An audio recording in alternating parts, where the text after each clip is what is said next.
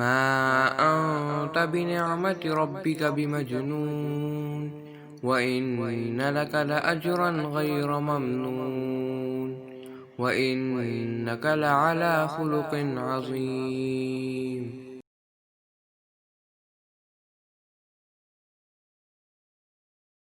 نحمده ونصلي على رسوله الكريم اما بعد فاعوذ بالله من الشيطان الرجيم بسم الله الرحمن الرحيم رب اشرح لي صدري ويسر لي امري واحلل عقدة من لساني يفقهوا قولي رب زدني علما اللهم فقهنا في الدين اللهم إني أسألك إيمانا لا يرتد ونعيما لا ينفد ومرافقة محمد صلى الله عليه وسلم في أعلى جنة الخلد آمین یا رب العالمین۔ دوسری ہجرت حبشہ، ہم نے پچھلی مرتبہ یہ پڑھ لیا تھا کہ 15 مسلمان ہجرت کر کے حبشہ گئے اور وہاں سے پھر ان کو افواہ پھیلی کہ شاید سارے کفار جو ہیں وہ مسلمان ہو گئے ہیں، واپس آ کر پتہ چلا کہ یہ تو خبر غلط تھی۔ اب یہ ہوا کہ جو یہ صورتحال ہے جب یہ دیکھی مسلمانوں نے تو نبی صلی اللہ علیہ وسلم آپ صلی اللہ علیہ وسلم نے مسلمانوں کو دوبارہ حبشہ کی طرف ہجرت کرنے کی اجازت دے دی، اور ان میں اب جو لوگ گئے نا تو یہ کوئی تقریباً 80 لوگ تھے کہ جو گئے۔ پہلے جو گئے تھے ان میں سے کچھ لوگوں نے آپٹ کیا یہیں پر رہ جانا، مثلاً مصعب بن عمیر، عثمان بن عفان رضی اللہ عنہم۔ آلدو ان کے بارے میں بعض لوگوں نے یہ لکھا ہے کہ یہ ایک دفعہ پھر چلے گئے تھے حبشہ، لیکن دوسرے جو سیرت نگار ہیں وہ کہتے ہیں کہ نہیں، یہ وہیں مدینہ رہے، کیونکہ اس کے بعد پھر انہوں نے مدینہ کی طرف ہجرت کی ہے۔ تو اگر ہم یہ کہیں کہ یہ حبشہ چلے گئے تھے تو پھر یہ مدینہ کس وقت گئے؟ اور جیسے ابو سلمہ اور ام سلمہ ہیں تو انہوں نے جب مکہ سے مدینہ ہجرت کی ہے تو ان کو جو صعوبتیں اٹھانی پڑی ہیں وہ کب ہوا؟ تو لہٰذا زیادہ جو بات سمجھ میں آتی ہے اللہ عالم، لیکن وہ یہی آتی ہے کہ حضرت عثمان، حضرت ابو سلمہ اور ام سلمہ اور مصعب بن عمیر، کیونکہ ان کو بھی آپ صلی اللہ علیہ وسلم نے کچھ ہی عرصے کے بعد اب وہ وقت آنے والا ہے کہ جب بحیثیت معلم مدینہ بھیجا ہے، تو پھر اگر یہ دوسری ہجرت حبشہ کر کے گئے ہوتے تو پھر تو یہ نہ ہو سکتا کہ یہ معلم بن کے مدینہ جاتے۔ تو لہٰذا اس میں ہمیں زیادہ بہتر رائے یہی ملتی ہے کہ یہ جو کچھ لوگ تھے یہ پہلی ہجرت حبشہ کر کے جب واپس آئے تو پھر دوبارہ دوسری ہجرت کر کے نہیں گئے۔ دوسری ہجرت جو ہے اس کے موقع پر رسول اللہ صلی اللہ علیہ وسلم نے حبشہ کے بادشاہ اسمحہ، اس کا نام اسمحہ تھا اور اس کی کنیت نہیں، اس کا لقب جو ہے وہ نجاشی تھا۔ اور یہ اسی طرح ہے کہ جیسے رومنز جو ہیں وہ اپنے بادشاہوں کو سیزر اور جو ہیں ایران کے وہ کسرا اور مصر کے فرعون کہلاتے تھے، تو اسی طرح سے حبشہ کے جو بادشاہ ہیں وہ نجاشی کہلاتے تھے۔ اس خط میں رسول اللہ صلی اللہ علیہ وسلم نے اس کو، نجاشی کو، اسلام کی دعوت بھی دی اور مہاجرین کا خیال رکھنے کا بھی تاکید فرمائی، اور یہ خط جعفر بن ابی طالب رضی اللہ تعالی عنہ کو دیا کہ وہ حبشہ پہنچ کر نجاشی کے حوالے کریں۔ اس خط کا متن اس طرح سے ہے، میں اردو کی ٹرانسلیشن بتاتی ہوں۔ اللہ کے نام سے جو بڑا مہربان نہایت رحم کرنے والا ہے۔ یہ ایٹیکیٹس جو ہیں کوئی بھی خط لکھنے کے وہ یہ ہیں کہ آپ کوئی بھی خط لکھیں گے تو آپ اس کو پہلے بسم اللہ سے شروع کریں گے۔ اللہ کے رسول محمد صلی اللہ علیہ وسلم کی جانب سے نجاشی اسمحہ شاہ حبشہ کی طرف تم پر سلامتی ہو۔ جس کسی کو بھی آپ خط لکھ رہے ہوں اس کی جو بھی ڈیزگنیشن ہے اس دنیا میں، چاہے آپ اس ڈیزگنیشن کے ساتھ اگری کرتے ہیں نہیں کرتے، لیکن اگر وہ ڈیزگنیشن آفیشیل ہے تو پھر اس کو بھی اس میں لکھنا چاہیے۔ بلا شبہ میں تمہیں مخاطب کرتے ہوئے اللہ کی حمد کرتا ہوں جو بادشاہ نہایت پاک، امن دینے والا اور نگہبان ہے۔ میں گواہی دیتا ہوں کہ عیسیٰ ابن مریم اللہ کی روح اور اس کا وہ کلمہ ہے جو اس نے کنواری، پاکیزہ اور پاک دامن مریم کی طرف ڈالا۔ اب آپ دیکھیے کہ کتنی حکمت ہے دعویٰ کی کہ جس انسان کی جو انٹرسٹ ہو اس کے مطابق بات کی جائے، اور انہیں عیسیٰ کا حمل ٹھہر گیا۔ اللہ تعالیٰ نے ان میں اپنی طرف سے روح پھونک کر انہیں پیدا فرمایا، جس طرح اس نے آدم علیہ السلام کو اپنے ہاتھ سے پیدا فرمایا تھا اور اس میں اپنی طرف سے روح پھونکی تھی۔ بلا شبہ میں تمہیں اللہ کی طرف بلاتا ہوں جو اکیلا ہے، اس کا کوئی شریک نہیں، اور تمہیں اسی کی اطاعت کی بنیاد پر دوستی کی دعوت دیتا ہوں۔ میں تمہیں دعوت دیتا ہوں کہ میری پیروی کرو، مجھ پر اور جو کچھ میرے پاس آیا ہے اس پر ایمان لاؤ۔ بلا شبہ میں اللہ کا رسول ہوں۔ میں نے اپنے چچا زاد جعفر اور ان کے ساتھ مسلمانوں کی ایک جماعت تمہاری طرف روانہ کی ہے۔ جب وہ تمہارے پاس پہنچ جائیں تو انہیں اپنے ہاں ٹھہرانا اور تکبر چھوڑ دو۔ بلا شبہ میں تمہیں اور تمہارے لشکر کو اللہ کی طرف بلاتا ہوں۔ میں نے تمہیں تبلیغ اور نصیحت کر دی، میری نصیحت قبول کرو۔ سلامتی ہو اس پر جو ہدایت کی پیروی کرے۔ والسلام علی من اتبع الہدی۔ کس قدر ایک ٹو دا پوائنٹ اور کتنا حکیمانہ اور کتنا ایسا خط ہے کہ جس سے یہ پتہ چلتا ہے کہ مخاطب کے انٹرسٹ کو اور مخاطب کے ایمان کی کمزوریاں اور اس کے شکوک و شبہات کو نظر میں رکھتے ہوئے، ذہن میں رکھتے ہوئے اس کو کس طرح سے مخاطب کرنا چاہیے۔ کوئی غیر ضروری بات بھی نہیں ہے بیچ میں، کچھ مسنگ بھی نہیں ہے بیچ میں، اور کچھ آفینڈنگ بھی نہیں ہے بیچ میں۔ اچھا، اب یہاں پر جو لوگ ہیں یہ 82 مرد اور 19 عورتیں تھیں کہ جنہوں نے حبشہ کی طرف سیکنڈ ٹائم ہجرت کی ہے، اور ان میں جعفر بن ابی طالب بھی تھے، اور ان کے اندر ام حبیبہ تھیں رضی اللہ عنہا، پھر عبید اللہ بن جہش تھے جن کی تھوڑی سی تذکرہ ان کا آگے آئے گا۔ پھر یہ ہے کہ ابو موسیٰ الاشعری، ان کے بارے میں بھی آتا ہے کہ یا تو انہوں نے حبشہ ہجرت کی ہے اور اس کے بعد یہ مدینہ آئے ہیں، لیکن زیادہ راجح یہ ہے کہ یہ مدینہ کی طرف ہجرت کرنے کے لیے یمن سے نکلے، اور ان کا جو کشتی تھی وہ ہوا کے تھپیڑے کھاتی حبشہ پہنچ گئی۔ وہاں ان کی ملاقات جعفر رضی اللہ تعالیٰ عنہ اور باقی صحابہ کرام سے ہوئی، اور پھر انہوں نے بتایا کہ ہمیں نبی اکرم صلی اللہ علیہ وسلم نے یہاں بھیجا ہے اور یہاں رہنے کا حکم دیا ہے، اور پھر ابو موسیٰ الاشعری کچھ عرصہ حبشہ میں ٹھہرے، اور یہاں تک کہ پھر وہ موقع آ گیا کہ سب نبی اکرم صلی اللہ علیہ وسلم کی طرف روانہ ہوئے۔ اور یہ کون سا موقع تھا؟ یہ فتح خیبر کے بعد کا موقع تھا، جب یہ سب کلیکٹیولی سارے کے سارے چھوڑ کر حبشہ کو تو مدینہ آ گئے تھے۔ اس دوران اب مکہ میں کیا ہو رہا ہے؟ کچھ تو لوگ چلے گئے، اور یہ آپ دیکھیں کہ اب اتنی بڑی پاپولیشن تو نہیں تھی مکہ کی، اب یہ تقریباً 100 لوگ ہیں کہ جو نکل گئے ہیں، اور ہر ایک جو ہے وہ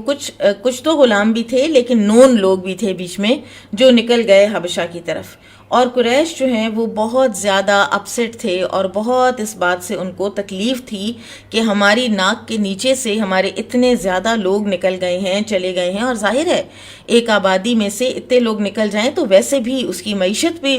پر بھی اثر پڑتا ہے، جس کو کہتے ہیں نا کہ ایک وہ بڑی ایک ٹرم ہے آج کل برین ڈرین کی، کہ نکل جاتے ہیں لوگ، اور پھر وہ جو بستی ہے جہاں سے وہ جگہ ہے جہاں سے لوگ نکلتے ہیں تو وہ جگہ سفر کرتی ہے، ان لوگوں سے فائدہ نہیں اٹھا سکتی پھر، تو بہت فرسٹریشن تھی اب قریش مکہ کو۔ تو اسی دوران ان کی بہرحال جو ظلم اور تشدد ہے اس کی پالیسی میں کوئی کمی نہیں آئی کہ ہم چلو کم ہی ظلم کرنا شروع کریں کہ تاکہ شاید ہو سکتا ہے کہ لوگ جو ہیں یہ ذرا مدھم پڑ جائیں۔ وہ ان کی اگریشن جو ہے وہ پیک پر پہنچ رہی تھی۔ تو ایسے میں ابو بکر صدیق رضی اللہ تعالیٰ عنہ جیسا انسان اور ایک معاشرے میں ایک مقام رکھنے والا انسان، وہ بھی مکہ میں اپنے آپ کو اب اس دین کو پریکٹس کرنے کو مشکل پا رہا ہے، تو انہوں نے آ کے رسول اللہ صلی اللہ علیہ وسلم سے ہجرت کی اجازت طلب کی، تو آپ صلی اللہ علیہ وسلم نے اجازت دے دی، اور ابو بکر صدیق اپنے ایک ماموں زاد کے ساتھ حارث بن خالد کے ساتھ ہجرت کے لیے مکہ سے نکلے، اور برک الغماد یہ ایک جگہ ہے جس کو آج کل البرک کہا جاتا ہے، تو یہ وہاں پہنچے تو وہاں ان کی ایک عرب کے ایک سردار ابن الدغنہ یا ابن الدغنہ سے ملاقات ہوئی، اور یہ بنو قورہ کا سردار تھا۔ تو ابن الدغنہ نے پوچھا کہ آپ کہاں جا رہے ہیں؟ تو ابو بکر صدیق رضی اللہ تعالیٰ عنہ نے کہا کہ میری قوم نے مجھے نکال دیا ہے، اور میں اب چاہتا ہوں کہ میں اس دنیا میں چلوں پھروں اور میں دیکھوں کہ کہاں میں اپنے رب کی عبادت درست طریقے سے کر سکتا ہوں۔ اب یہ بہت ہی حیرت انگیز جملہ ہے واپسی جو ابن الدغنہ نے کہا ابو بکر صدیق رضی اللہ عنہ کو، اور آپ دیکھیے گا کہ یہ کس کے ساتھ میچ کرتا ہے. فَإِنَّ مِثْلَكَ يَا أَبَا بَكْرَ لَا يَخْرُجُ وَلَا يُخْرَجُ إِنَّكَ تَكْسِبُ الْمَعْدُومَ وَتَصِلُ الرَّحِمَ وَتَحْمِلُ الْكَلْبَ وَتَقْرِي الضَّيْفَ وَتُعِينُ عَلَى نَوَائِبِ الْحَقِّ فَأَنَا لَكَ جَارٌ ارْجِعْ وَاعْبُدْ رَبَّكَ بِبَلَدِكَ. اے ابو بکر، بلا شبہ آپ جیسا انسان خود نہ نکل سکتا ہے نہ اسے نکالا جا سکتا ہے. وجہ، آپ فقیروں اور محتاجوں کو کما کر دیتے ہیں، صلہ رحمی کرتے ہیں، مجبوروں کا بوجھ اٹھاتے ہیں، مہمانوں کی میزبانی کرتے ہیں، اور راہ حق میں پیش آنے والی مصیبتوں میں لوگوں کی مدد کرتے ہیں. این وہی ایڈجیکٹیوز، این وہی اخلاقی خوبیاں جو کہ حضرت خدیجہ رضی اللہ تعالیٰ عنہ نے فرمائی تھیں جب نبی صلی اللہ علیہ وسلم پہلی وحی لے کر آئے تھے اور فرمایا تھا کہ مجھے اپنی جان کا خطرہ ہے. تو انہوں نے کہا تھا کہ آپ یہ کام کرنے والا انسان جو ہے اس کو اللہ تعالیٰ کبھی ضائع نہیں کرتا. تو آپ دیکھیے کہ صحبت کتنی اثر انداز ہوتی،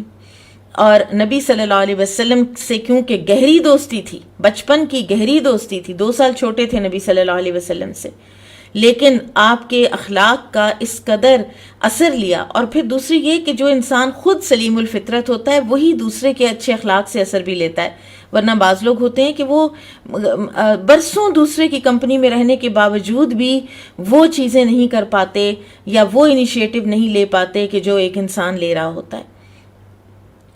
پھر اس نے کہا کہ میں آپ کو امان دیتا ہوں، آئیے واپس چلیے اور اپنے شہر میں رہ کر اپنے رب کی عبادت کیجیے.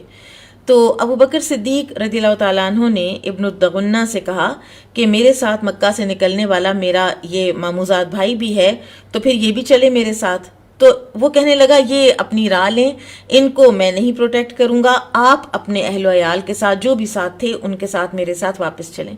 تو حارث بن خالد نے ابو بکر صدیق رضی اللہ عنہ سے کہا کہ آپ جائیں واپس، اور میں اپنے ساتھیوں کے ساتھ کہیں اور چلا جاؤں گا، میں کہیں ہجرت کر جاؤں گا، میں اب مکہ واپس جانے میں فی الحال انٹرسٹڈ بھی جیسے کہ نہیں تھا. تو ابو بکر صدیق رضی اللہ تعالیٰ عنہ واپس مکہ آ گئے. اور پھر ابن الدغنہ نے شام کے وقت قریش کے سرداروں کے پاس جا کر کہا کہ بے شک ابو بکر جیسا شخص نہ خود نکل سکتا ہے نہ اسے نکالا جا سکتا ہے. کیا تم ایسے شخص کو نکال رہے ہو جو فقیروں اور محتاجوں کو کما کر دیتا ہے، صلہ رحمی کرتا ہے، مجبوروں کا بوجھ اٹھاتا ہے، مہمانوں کی میزبانی کرتا ہے، اور حق کی راہ میں پیش آنے والی مصیبتوں میں لوگوں کی مدد کرتا ہے؟ یعنی تم تو اپنی سوسائٹی کو پھر نقصان پہنچا رہے ہو، تم تو اپنے آپ کو نقصان پہنچا رہے ہو. معاشرے میں اس طرح کا ایک انسان جو ہے وہ اٹھ جائے. اب دیکھیں کہ مجھے ویسے ہی خیال آ رہا ہے، کوئی کمپیریزن تو نہیں ہے ابو بکر صدیق رضی اللہ تعالیٰ عنہ کے ساتھ کسی کا بھی، لیکن اب کچھ سال پہلے جب عبدالستاریدھی صاحب کی جب وفات ہوئی تو اس کے بعد ان کے بعد وہ ادارہ جو ہے وہ اس طرح سے نہیں چل پایا. کسی انسان کی جو موجودگی ہوتی ہے نا وہ بعض اوقات اتنی زیادہ فائدہ مند ہوتی ہے، اور وہ کام نیکی کے جو ہیں وہ اور زیادہ سے زیادہ ہو رہے ہوتے ہیں. وہ خود بھی انیشیٹ کر رہا ہوتا ہے اور اس کے ارد گرد کے لوگ بھی اس سے انسپریشن لے رہے ہوتے ہیں. تو ایسے انسان کو تو نہیں نکالا جا سکتا. پھر اس نے کہا کہ میں نے ابن ابی قحافہ کو پناہ دے دی ہے، اب تم میں سے ہر شخص ان کے ساتھ بھلائی سے پیش آئے اور انہیں کوئی تکلیف نہ دے. تو قریش کے سرداروں نے بات مان لی، کیونکہ یہ تو ان کا ایک کلچر تھا کہ کوئی بھی اگر پناہ دے دیتا تھا تو اس کو پھر یہ چھوڑ دیتے تھے. اصل میں اس پناہ کی رسپیکٹ تھی، اس انسان کی رسپیکٹ ہوتی تھی جو پناہ دیتا تھا. پھر انہوں نے کہا کہ اچھا ٹھیک ہے، لیکن ان سے کہیں کہ یہ اپنے گھر میں عبادت کیا کریں، وہیں نماز پڑھیں، وہیں جو چاہیں کریں. لیکن یہ جو اعلانیہ قرآن پڑھتے ہیں، اور ابو بکر صدیق رضی اللہ عنہ جب قرآن پڑھتے تھے تو روتے تھے بہت. تو قریش کی جو عورتیں اور بچے ہیں وہ آ کے تو دیکھنے لگ جاتے تھے، اور ان کو یہ ہوتا تھا کہ کہیں ان کے اوپر یہ ساری چیز اثر انداز نہ ہو جائے، کہیں ہمارے پھر اور کوئی مسلمان نہ ہو جائے تو ان کو کہیں کہ انہوں نے پبلکلی کچھ نہیں کرنا. تو ابو بکر صدیق نے کہا کہ اچھا ٹھیک ہے.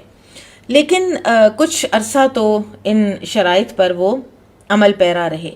اور اپنے گھر میں ہی اللہ کی عبادت کرتے، نماز کو بھی اندر ہی پڑھتے، اندر ہی قرآن کی تلاوت کرتے. لیکن اچانک پھر ایک دن ان کے ذہن میں کچھ آیا اور انہوں نے اپنے گھر کے آگے ایک چھوٹی سی مسجد بنا لی اور اس میں انہوں نے نماز پڑھنے اور قرآن پڑھنے کا اہتمام کرنا شروع کر دیا، اور نتیجہ وہی نکلا. مشرکین کی عورتیں اور بچے جو ہیں وہ ہجوم کرنے لگ گئے اور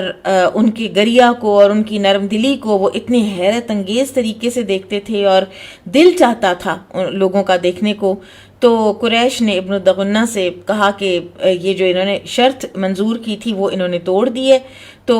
انہوں نے اپنے گھر کے آگے مسجد بنا لی ہے اور ہمیں اب یہ ڈر ہے کہ ہماری عورتیں اور بچے فتنے میں پڑ جائیں گے اور تم ان کو روکو. تو ابن الدغنہ نے آ کے کہا ابو بکر صدیق رضی اللہ عنہ کو کہ اگر تم نے میری بات نہیں ماننی اور تم نے اعلانیہ عبادت ہی کرنی ہے تو پھر میری پناہ واپس دے دو. تو ابو بکر صدیق نے کہا کہ آپ اپنی پناہ جو ہے نا وہ واپس لے لیں، مجھے آپ کی پناہ کی ضرورت نہیں ہے. فَإِنِّي أَرُدُّ إِلَيْكَ جِوَارَكَ وَأَرْضَىٰ بِجِوَارِ اللَّهِ عَزَّ وَجَلَّ. سبحان اللہ، کہ میں تجھے تیری پناہ واپس کرتا ہوں اور اللہ تعالیٰ کی پناہ پر میں راضی ہوں، مجھے اور کوئی پناہ چاہیے بھی نہیں. اب ادھر یہ ہوا کہ مہاجرین حبشہ جب چلے گئے وہاں پر سکھ سے سکون سے زندگی گزارنے لگ گئے حبشہ میں، تو یہاں پر کفار قریش جو ہیں وہ بہت تل ملائے، بہت غصہ آیا انہیں، اور وہ بالکل گوارا نہ کر سکے کہ وہاں پر بھی وہ آرام سے چین سے رہ سکیں، اور بڑے ان کو نا اضطراب کا یہ شکار ہو گئے. پھر انہوں نے آپس میں مشورہ کیا کہ ہمیں کچھ تو کرنا چاہیے، کوئی سفارتی تعلقات، کوئی لابینگ جس کو آج کی دنیا میں کہتے ہیں کہ ہم کریں اور ہم ان کو یا واپس لائیں یا وہاں پر بھی ان کی زندگی جو ہے اس کو عذاب بنائیں، بے سکون کریں. تو انہوں نے اپنے دو بڑے میجر ایلیٹ لوگ جو ہیں ان کو سفیر بنایا، ایمبیسڈر بنایا، اور بہترین تحائف جو ہے نا وہ دیے. اور نجاشی کے پاس یہ جو ٹریڈ ہوتی تھی نا، تو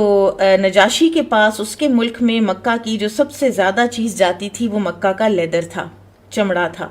تو لہٰذا انہوں نے کفار نے بڑی مقدار میں چمڑا جمع کیا، لیدر، اور دو لوگ عمرو ابن العاص اور عبداللہ بن ابی ربیعہ بن مغیرہ مخزومی، ان دو کو چنا اور ان کو کہا کہ تحفے لو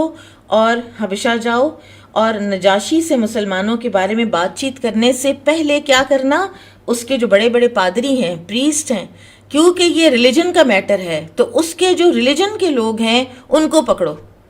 ٹھیک ہے، ان کو پکڑو، کیونکہ عام بزنس مین کو بھی پکڑا جا سکتا تھا نا. عام بزنس مین کو کیوں نہیں پکڑا؟ کیونکہ وہ انٹرسٹڈ نہیں ہے. پادری وڈ بی انٹرسٹڈ کہ یہ کیا لے کر آئے ہیں اور ہماری کس چیز کے اوپر زد پڑ رہی ہے، تو لہٰذا پہلے ان کو رام کرو اپنے تحفوں کے ساتھ، اور اس کے بعد نجاشی کو بھی تحفے دینا اور پھر اس سے درخواست کرنا کہ وہ مسلمانوں سے کوئی بات چیت کیے بغیر انہیں تمہارے حوالے کر دے. اس سے مقصد ان کا یہ تھا کہ سارے پادری جو ہیں وہ پرزور حمایت کریں گے ہماری اور ہمارے ہم خیال بن جائیں گے، اور پھر وہ بادشاہ کو بھی قائل کریں گے. اس کے بارے میں آتا ہے کہ ابو طالب کو جب مشرکین مکہ کی اس اتنی بڑی گھناؤنی سازش کا علم ہوا تو انہوں نے نجاشی کے لیے کچھ اشعار کہے تھے، اور ان اشعار میں اسے مسلمانوں کے ساتھ حسن سلوک اور ان کی مدد کرنے کی ترغیب بھی دی تھی. بہرحال اب یہ جو سفیر ہیں دونوں ایمبیسڈرز، یہ پہنچے حبشہ، اور اپنے منصوبے کے مطابق یہ نجاشی سے گفتگو کرنے سے پہلے انہوں نے رابطے کیے پادریوں کے ساتھ، انہیں تحفے دیے اور ان کو کہا کہ ہمارے کچھ بے وقوف نوجوان جو ہیں وہ نکل کر آپ کے وطن میں آ گئے ہیں اور ہمارے دین سے انہوں نے علیحدگی اختیار کر لی ہے، لیکن آپ کا دین بھی اختیار نہیں کیا. یہ کوئی نیا ہی دین لے آئے ہیں جس سے نہ تو آپ واقف ہیں نہ ہم، اور ہمیں جو ہماری قوم ہے اس نے آپ کی بادشاہ سے بات چیت کرنے کے لیے بھیجا ہے، اور تاکہ ہمارے لوگ آپ ہمیں واپس کر دیں. تو جب ہم بادشاہ سے بات کریں گے تو آپ بادشاہ کو یہ مشورہ دینا کہ ان لوگوں کو ہمارے حوالے کر دے اور ان سے کوئی بات چیت نہ کرے. بات چیت سے تو پھر یہ ہو سکتا تھا نا کہ نجاشی کنونس ہو جاتا ان کی باتوں سے، اور جو کہ ہوا. تو بے شک ان کی قوم ان پر خوب نظر رکھے ہوئے ہے اور ان کے سارے عیب جو ہے وہ جانتی ہے. اب پادریوں نے بھی وہ لیدر وغیرہ لے کے اور لالچ میں آ کے تو انہوں نے بھی خوب یقین دلایا کہ ٹھیک ہے تم لوگ دربار میں بات کرنا، ہم تمہارے ساتھ ہیں۔ اب یہ دونوں سفیر بادشاہ کے پاس پہنچے اور بادشاہ کو بھی بڑے قیمتی تحفے سارے پیش کر کے تو نجاشی سے وہی بات کہنے لگے کہ ہمارے بیوقوف نوجوان ہیں، آپ کے ملک میں آ گئے ہیں، نیا دین ایجاد کر لیا ہے، اور کوئی ہمارے جو قوم کے سردار ہیں، جو کوئی ان کا باپ ہے، کوئی چچا ہے، کوئی قریبی رشتہ دار ہے، تو انہوں نے ہمیں بھیجا ہے، یعنی ہم یوں ہی نہیں آ گئے، ہم کسی کے بہاف پر آئے ہیں، اور وہ یہ چاہتے ہیں کہ ہم آپ سے بات کریں اور آپ ہمارے لوگوں کی بازیابی کر دیں اور ہمارے لوگ ہمیں واپس کر دیں۔ تو قریش کے جو سفیر تھے، اب ظاہر ہے ان کو تو یہ بالکل گوارا نہیں تھا کہ نجاشی مسلمانوں کی بات سنے اور ان کا موقف سنے، لیکن آپ دیکھیں کہ نبی صلی اللہ علیہ وسلم نے جو نجاشی کو ہی ہاں بھیجا ہے مسلمانوں کو، تو اس کا انصاف اور اس کی ایک لیولڈ اور بیلنسڈ تھنکنگ جو ہے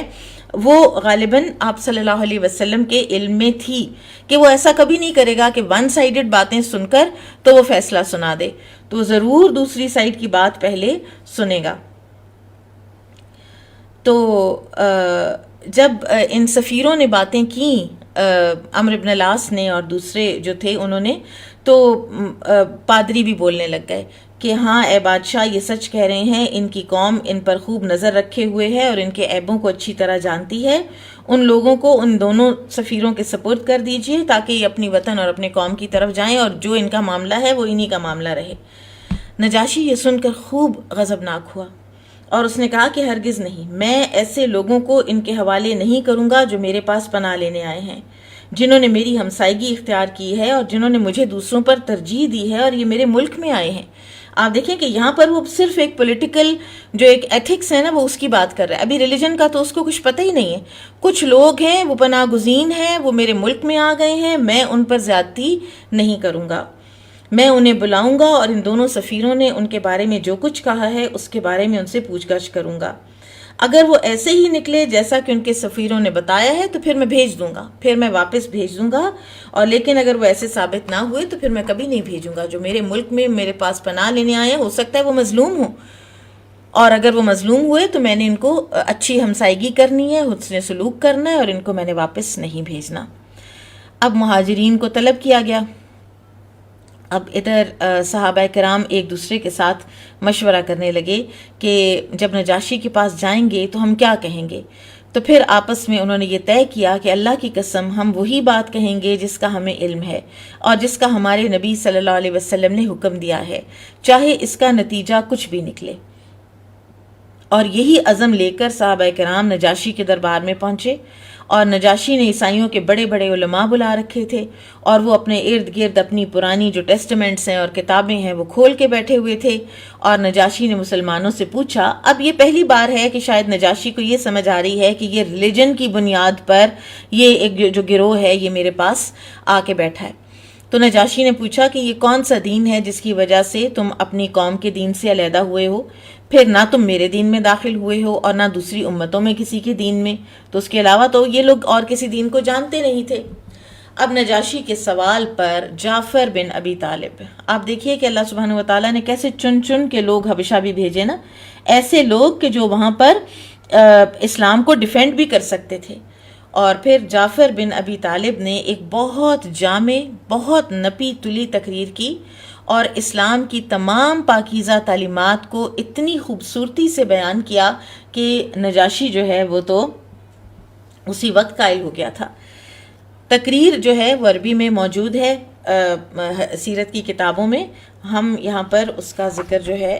اردو میں کرتے ہیں۔ جعفر رضی اللہ تعالیٰ عنہ نے فرمایا، اے بادشاہ، ہم لوگ جاہلیت میں مبتلا تھے،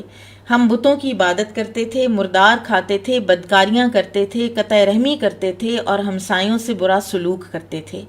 ہم میں سے طاقتور کمزور کو کھا رہا تھا۔ ہم اسی حالت میں تھے کہ اللہ تعالیٰ نے ہم میں سے ایک رسول محمد صلی اللہ علیہ وسلم کو مبعوث فرمایا۔ ہم ان کے عالی نسب، سچائی، امانت داری اور پاک دامنی سے خوب واقف ہیں۔ انہوں نے ہمیں اللہ کی طرف بلایا کہ ہم اللہ کو تن تنہا ایک مانیں، اسی کی عبادت کریں، اور ہم اور ہمارے باپ دادا اللہ کے سوا جن پتھروں اور بتوں کو پوجتے تھے انہیں چھوڑ دیں۔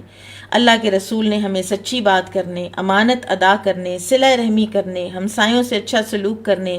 حرام کاموں سے پرہیز اور خونریزی سے گریز کا حکم دیا ہے، بے حیائی کے کام کرنے، جھوٹ بولنے، یتیم کا مال کھانے اور پاک دامن عورت پر تہمت لگانے سے منع کیا۔ آپ نے ہمیں حکم دیا کہ ہم صرف ایک اللہ کی عبادت کریں اور اس کے ساتھ کسی کو شریک نہ ٹھہرائیں۔ آپ نے ہمیں نماز، روزے اور زکوٰۃ کا حکم دیا۔ ہم نے اللہ کے رسول کی تصدیق کی، ہم ان پر ایمان لائے اور جو وہ لائے تھے ہم نے اس میں ان کی پیروی کی۔ ہم نے ایک اللہ کی عبادت کی اور اس کے ساتھ ہم نے کسی کو شریک نہیں ٹھہرایا۔ جس چیز کو اللہ نے ہم پر حرام کیا ہم نے اسے حرام جانا، اور جسے ہمارے لیے حلال کیا ہم نے اسے حلال مانا۔ ہمارے اس طرز عمل کی پاداش میں ہماری قوم نے ہم پر ظلم کیا، ہمیں سخت سزائیں دیں اور ہمیں ہمارے دین کے بارے میں فتنے میں مبتلا کیا، تاکہ وہ ہمیں اللہ کی عبادت سے ہٹائیں اور دوبارہ بتوں کی پرستش پر لگا دیں، اور ہم ناپاک چیزوں میں سے جنہیں حلال سمجھتے تھے انہیں دوبارہ حلال سمجھنے لگیں۔ جب انہوں نے ہمیں مجبور کیا، ہم پر ظلم کیا، ہمیں مشقت میں ڈالا، ہمارے دین کے درمیان حائل ہونے کی کوشش کی، تو اے بادشاہ ہم آپ کے ملک میں آ گئے۔ ہم نے اوروں پر آپ کو ترجیح دی، آپ کی امان میں رہنا پسند کیا، اور یہ امید رکھی کہ آپ کے ہاں ہم پر ظلم نہیں کیا جائے گا۔ کس قدر حکیمانہ تقریر ہے کہ کوئی ذکر نہیں ہے ایسی چیز کا کہ جو ہو سکتا ہے کہ نجاشی یا پادریوں کو اوفینڈ کرتی۔ مریم علیہ السلام کے حوالے سے کسی قسم کا کوئی اس پہلی تقریر میں اندیا نہیں ہے۔ اس میں صرف یہ ہے کہ ہم جو اخلاقی برائیوں میں تھے ان اخلاقی برائیوں سے ہمیں نکال کر اللہ کے رسول صلی اللہ علیہ وسلم نے اخلاق کے ایک بلند مرتبے پر لانے کی تعلیم دی ہے۔ اب نجاشی یہ تقریر سن کر، اور ظاہر ہے ایک سچائی کی اپنی ایک قوت ہوتی ہے، ایک تاثیر ہوتی ہے، تو وہ بہت حیران رہا اور اس کے اوپر بہت اثر ہوا، اور پھر اس نے پوچھا کہ یہ پیغمبر اللہ کی طرف سے جو کچھ لے کر آئے ہیں کیا اس میں سے کچھ تمہارے پاس ہے؟ تو اس وقت پھر جعفر رضی اللہ تعالیٰ عنہ نے کہا کہ جی ہاں ہے۔ نجاشی نے کہا مجھے پڑھ کر سناؤ۔ تو جعفر رضی اللہ تعالیٰ عنہ نے اس کے سامنے، آپ جرت دیکھیے، اور یہ ایمان کے علاوہ اور اللہ پر توکل کے علاوہ اور سچائی پر پورے بھرپور یقین کے علاوہ یہ جرت آ سکتی ہی نہیں۔ جب آپ سچے ہیں تو پھر آپ وہ کر گزرتے ہیں کہ کون سا پورشن پڑھا قرآن کا؟ سورہ مریم کی ابتدائی آیات، کیونکہ وہی نجاشی کے لیے سب سے زیادہ اس کے دل کو چھیڑ سکتی تھیں۔ لیکن عین ممکن تھا کہ نجاشی جو ہے وہ الٹا ہو جاتا، وہ ڈیفائنٹ ہو جاتا، وہ باعث ہو جاتا، وہ غصے میں آ جاتا، لیکن وہی آیات تلاوت کی گئیں۔ ان آیات کی تلاوت سن کر نجاشی اتنا رویا کہ اس کی داڑھی آنسوؤں سے بھیگ گئی، اور اس کے ساتھ ساتھ عیسائیوں کے بڑے بڑے عالم جو سن رہے تھے وہ بھی رو پڑے، اور یہ لوگ اس قدر روئے کہ ان کے جو سامنے کتابیں، ان کے مصحف کھلے ہوئے تھے، وہ بھی آنسوؤں سے تر ہو گئے۔ اور اس وقت نجاشی نے کہا اللہ کی قسم، بلا شبہ یہ کلام اور جو کچھ موسیٰ لے کر آئے تھے دونوں ایک ہی طاق سے نکلے ہیں۔ اور بعض روایات میں آتا ہے کہ موسیٰ علیہ السلام کی بجائے نجاشی نے عیسیٰ علیہ السلام کا نام لیا تھا۔ اب یہ سب کچھ جب ایکسپیرینس کر لیا تو نجاشی نے قریش کے سفیروں سے کہا تم دونوں واپس چلے جاؤ، اور اللہ کی قسم میں ان لوگوں کو تمہارے حوالے کبھی بھی نہیں کروں گا، مجھ سے کوئی چال نہیں چلی جا سکتی۔ تو دونوں سفیر جو ہیں یہ بڑی مایوسی سے نجاشی کے دربار سے نکل گئے۔ اب دربار سے نکلنے کے بعد یہ دو تھے، اب ان میں ایک جو عمرو ابن العاص تھے، انہوں نے کہا کہ اللہ کی قسم میں کل دوبارہ جاؤں گا نجاشی کے دربار میں، اور ان مسلمانوں کا ایک ایسا عیب نکالوں گا جس سے میں ان کی جڑیں اکھیڑ دوں گا۔ تو عبداللہ بن ابی ربیعہ جو ہے نا،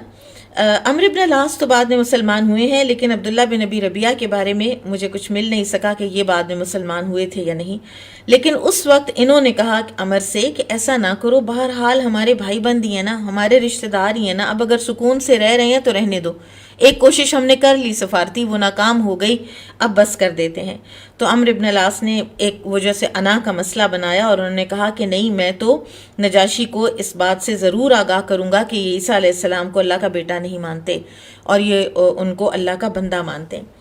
تو عمرو ابن العاص اگلے دن دوبارہ نجاشی کے پاس گئے اور اس سے کہا کہ اے بادشاہ، یہ لوگ عیسیٰ ابن مریم کے متعلق بہت بڑی بات کہتے ہیں، آپ انہیں قاصد بھیج کر بلوائیے اور ان سے ذرا پوچھیے کہ عیسیٰ علیہ السلام کے بارے میں کیا عقیدہ رکھتے ہیں۔ تو نجاشی نے پھر بلایا اور مسلمانوں پر اس سے پہلے ایسا کڑا مرحلہ نہیں آیا تھا۔ انہوں نے باہم مشورہ کیا کہ نجاشی تم سے عیسیٰ علیہ السلام کے بارے میں پوچھے گا تو تم کیا جواب دو گے؟ پھر آپس میں یہی طے ہوا کہ اللہ کی قسم ہم وہی کہیں گے جو اللہ تعالیٰ نے ان کے بارے میں فرمایا ہے اور جو نبی اکرم صلی اللہ علیہ وسلم ہمارے پاس لے کر آئے ہیں، چاہے اس کا کچھ بھی نتیجہ نکلے۔ یہ لوگ مکہ سے اتنا کچھ سہ کر اور دین کی خاطر یہاں آئے تھے تو ان کو یہی تھا کہ پھر یہاں بھی ہو جائے، یہاں آ کر پھر ہم کیوں دین پر کمپرومائز کریں جب ہم نے وہاں نہیں کیا۔ تو اب یہ عزم لے کر مہاجرین جو ہیں یہ پھر نجاشی کے دربار میں پہنچے تو نجاشی نے پوچھا کہ تم لوگ عیسیٰ ابن مریم کے متعلق کیا کہتے ہو؟ تو اس بار بھی جعفر بن ابی طالب نے ہی مسلمانوں کی ترجمانی کی۔ یہاں سے ایک اور بھی بڑی خوبصورت بات پتہ چلتی ہے کہ جب کوئی ایک جماعت ہوتی ہے نا، سب کو نہیں بولنا شروع کر دینا چاہیے، ان کو ایک امیر مقرر کرنا چاہیے، اس کے ساتھ باہم مشورہ کیا جا سکتا ہے، اس کو یہ کہا جا سکتا ہے کہ آپ اس طرح بات کریں، اس طرح بات کریں، لیکن بات پھر وہی کرے۔ ہر کوئی جب بولنا شروع ہو جاتا ہے نا تو اس سے پھر بات میں وہ مضبوطی نہیں رہتی۔ بہرحال تو انہوں نے کہا جعفر رضی اللہ عنہ نے کہ ہم ان کے بارے میں وہی کہتے ہیں کہ جو ہمارے نبی صلی اللہ علیہ وسلم لے کر آئے ہیں، کہ وہ اللہ کے بندے، اس کے رسول، اس کی طرف سے روح اور اس کا وہ کلمہ ہے جسے اللہ نے کنواری پاک دامن مریم کی طرف القاء کیا تھا۔ جعفر رضی اللہ تعالیٰ عنہ کا یہ جواب سن کر نجاشی نے ہاتھ زمین پر مارا اور ایک تنکا اٹھا کر کہا کہ تم نے جو کچھ کہا ہے عیسیٰ ابن مریم اس تنکے کے بقدر بھی اس سے زیادہ کچھ نہیں ہے۔ اور جب یہ بات نجاشی کے پادری نے سنی، آپ دیکھیں پہلے جو سورہ مریم کی آیات تلاوت سنی ہے نا تو اس پر رو پڑے ہیں، لیکن جب یہاں ٹرینٹی والا عقیدہ جو ہے، جو اللہ کا بیٹا ہونے والا عقیدہ ہے، کیونکہ وہ تو عقیدہ بہت لیٹر آن آیا نا، کانسٹنٹائن جو ایک ان کا بادشاہ تھا، جب وہ کیتھولک ہوا ہے تو اس نے پھر یہ ساری جو وحدانیت ہے اور توحید ہے اس نے کرسچینٹی سے نکال دی، اور کاؤنسل آف نائسیا میں اس نے یہ طے کر دیا اور یہ اس نے اکراس دا بورڈ آفیشیل کر دیا کہ جو ٹرینٹی کا عقیدہ ہے یہی اصل عقیدہ ہے عیسائیت کا۔ اور یہاں پر کچھ لوگ تھے کہ جنہوں نے اس کی مخالفت کی تھی، جن میں ایک شخص تھا ایریس جس نے مخالفت کی تھی، اور بعض مورخین جو ہیں انہوں نے یہ بھی لکھا ہے کہ شاید یہ جو نجاشی ہے نا یہ ایریس کا ماننے والا تھا، اللہ عالم، ان لوگوں میں سے تھا کہ جو ایریس کی بات پر یقین رکھتے تھے، اللہ عالم۔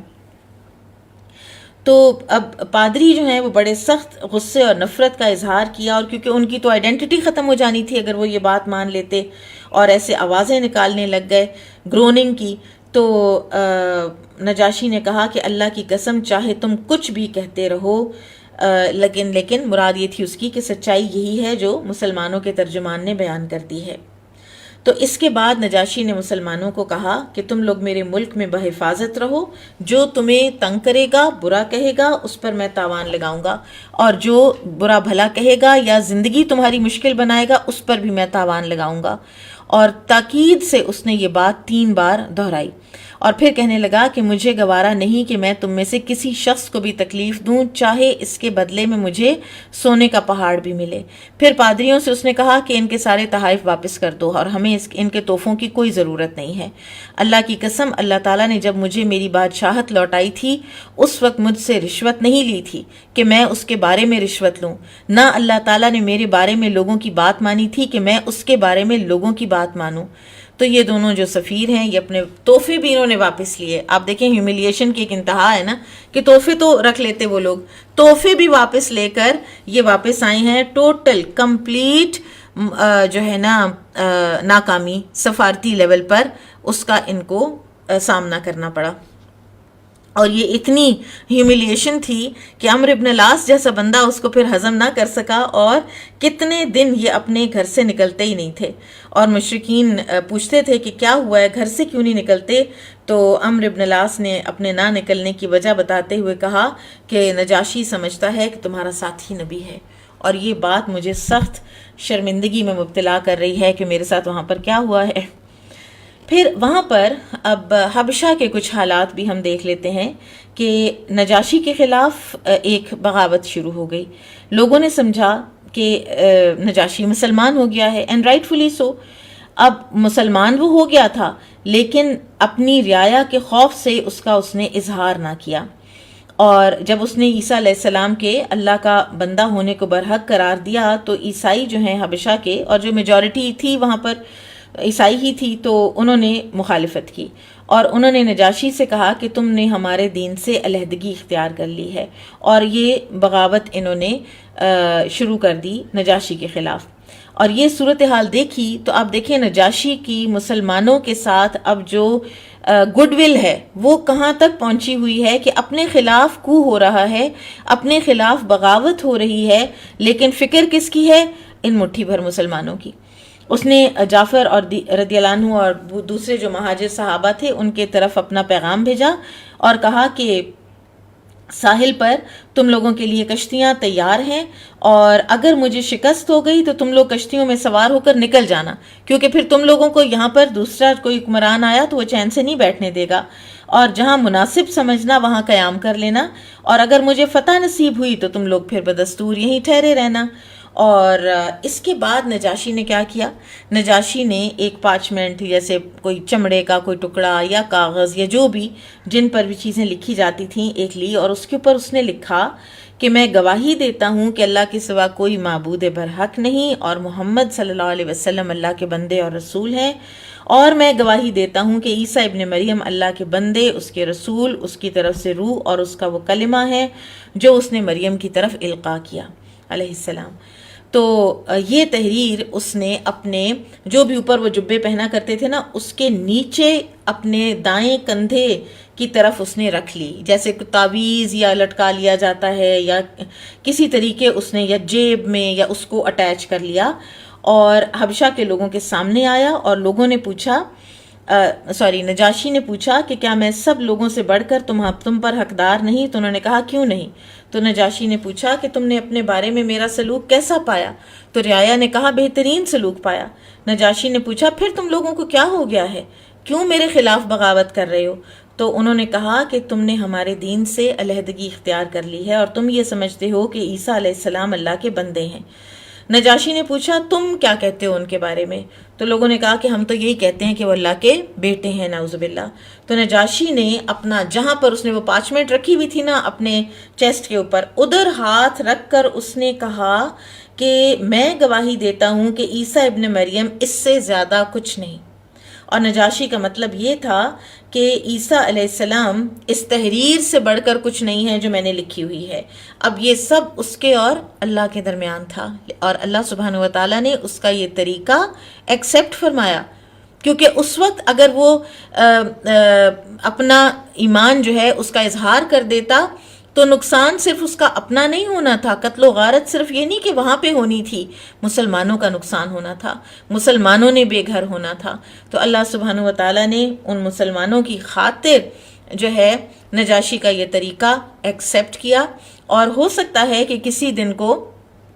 کوئی انسان کسی ایسے لیول کا جو کہ ایک ایسی سینسٹیو کسی لیول کے اوپر ہو، اقتدار کے یا عہدے یا اتھارٹی کے، اور وہ اگر ایمان لائے اور اس کا اعلان جو ہے وہ نقصان دیتا ہو اور اس کو چھپا کے رکھے،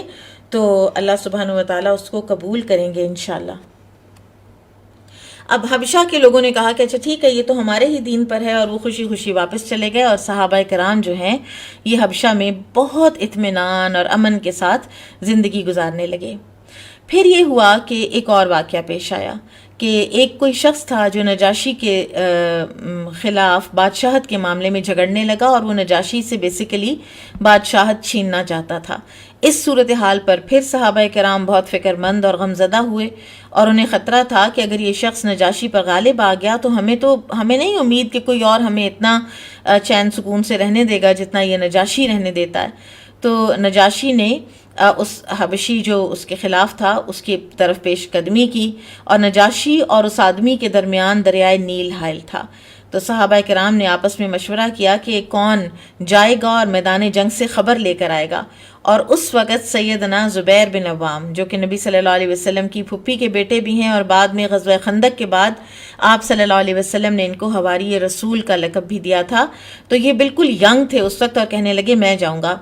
تو صحابہ کرام نے کہا کہ ٹھیک ہے، اور انہوں نے ایک، آپ دیکھیں کہ جیسے وہ لائف بوٹ سی ہوتی ہے نا، جیسے وہ لائف جیکٹ سی ہوتی ہے، تو ایک لیدر کی مشق لی اور اس کے اندر ہوا بھر کے تو